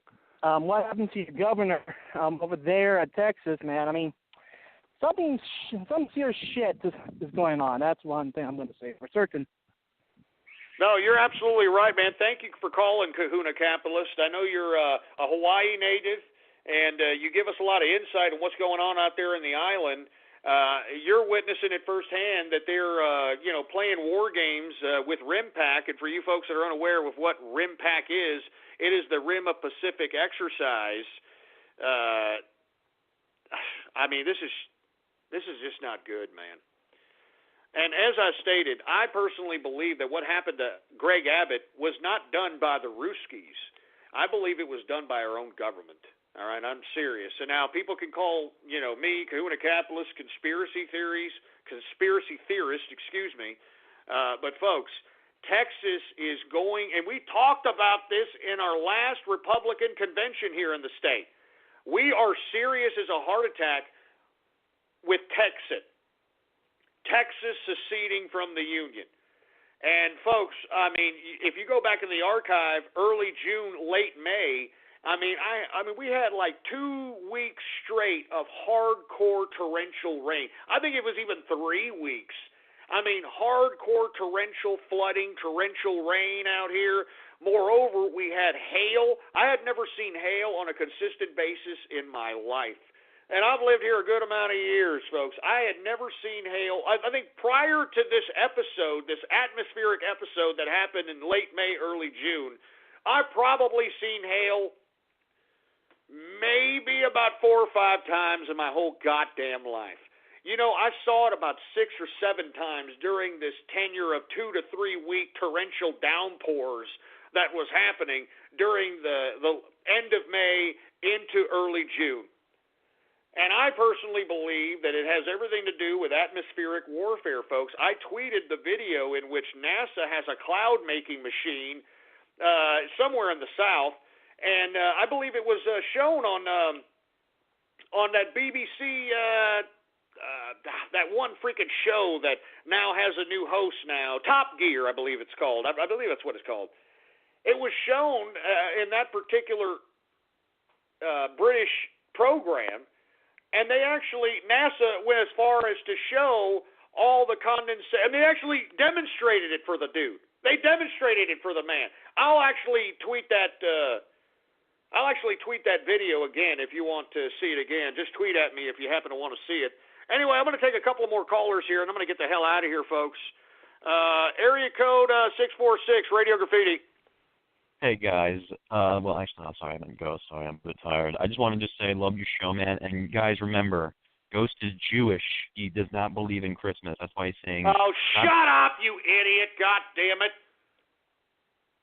Stupid moron. I am not a Jew. All right, so shut up. Anyway, we got anonymous Radio Graffiti.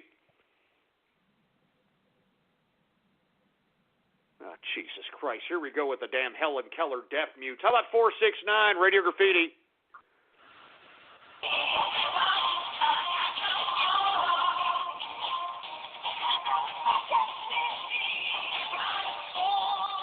Oh, Jesus Christ. How about 520, Radio Graffiti? Ghost, I don't know why you're hating Pokemon. You know it's me, right? I'm the one who faps the Pokemon every single episode. You should give it a try. You stupid, dumb, freaking haggis-eating piece of trash. All right? 403, Radio Graffiti. Hey, Ghost, Pro Honky here. I was just hoping to add on to something that Kraskin said.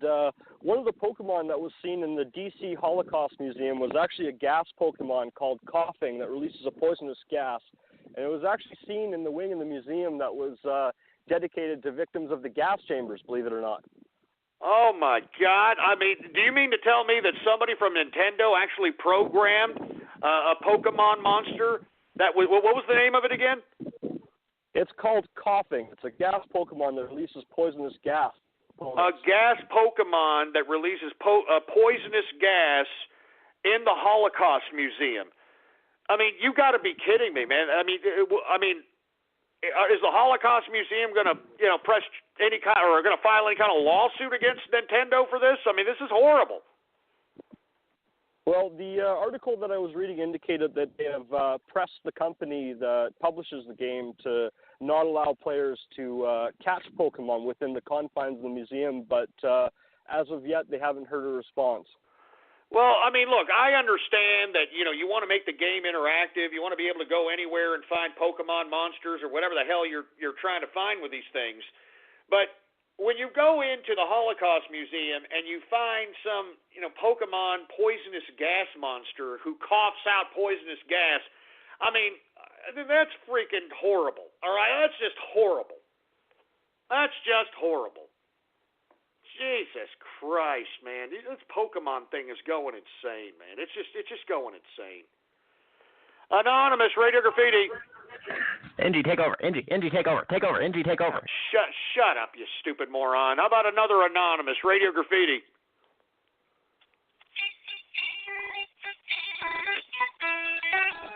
Grandpa got run over by a reindeer walking home from our house Christmas Eve. You could say there's no such thing as Santa. As for me and Grandpa, we believe.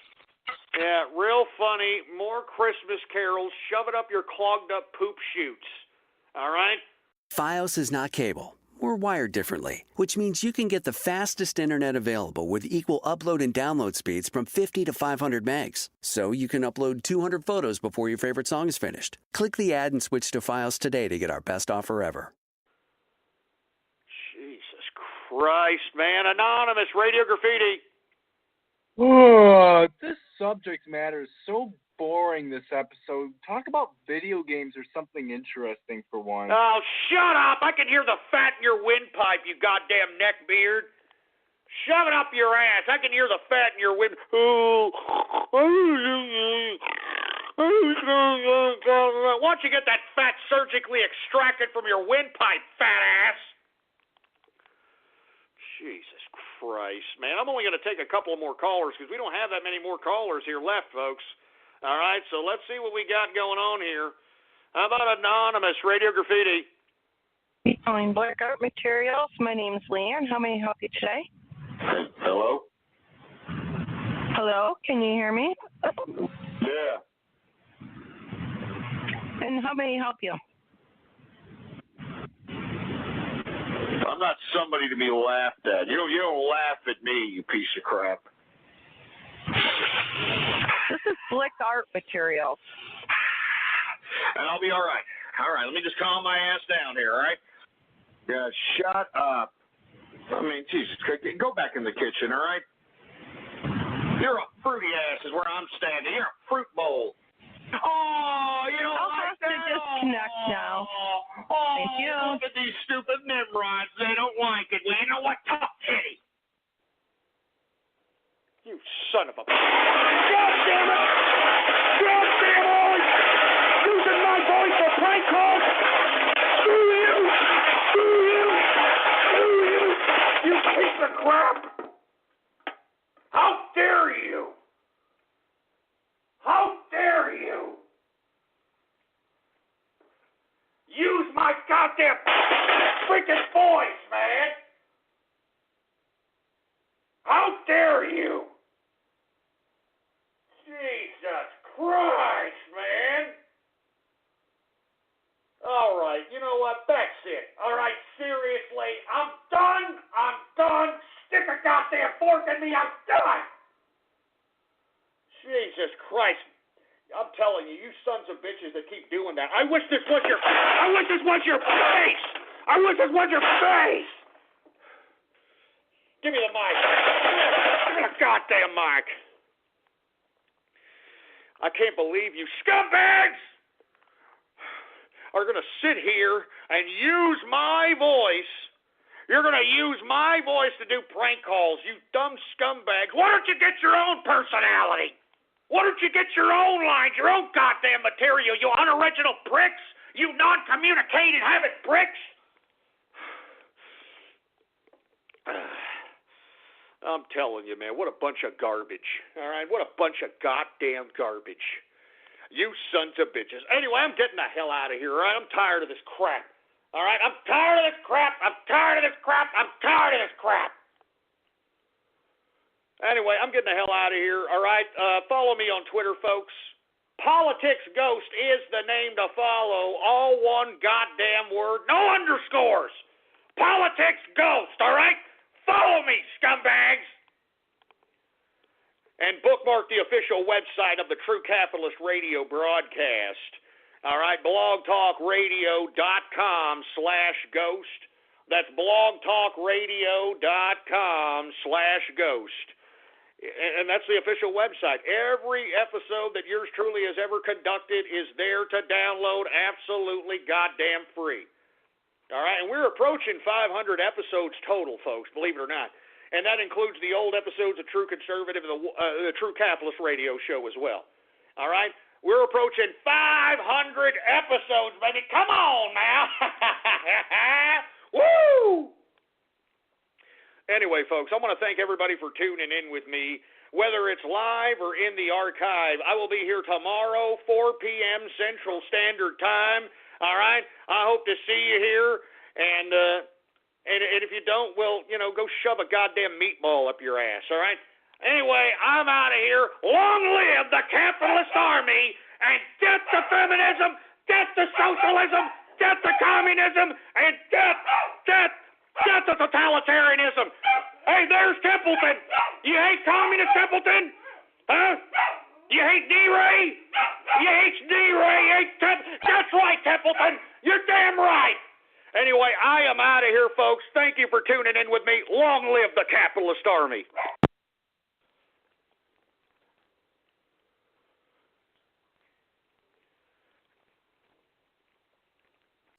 Did you know your bank may be charging you as much as $4.50 every time you use an out-of-network ATM?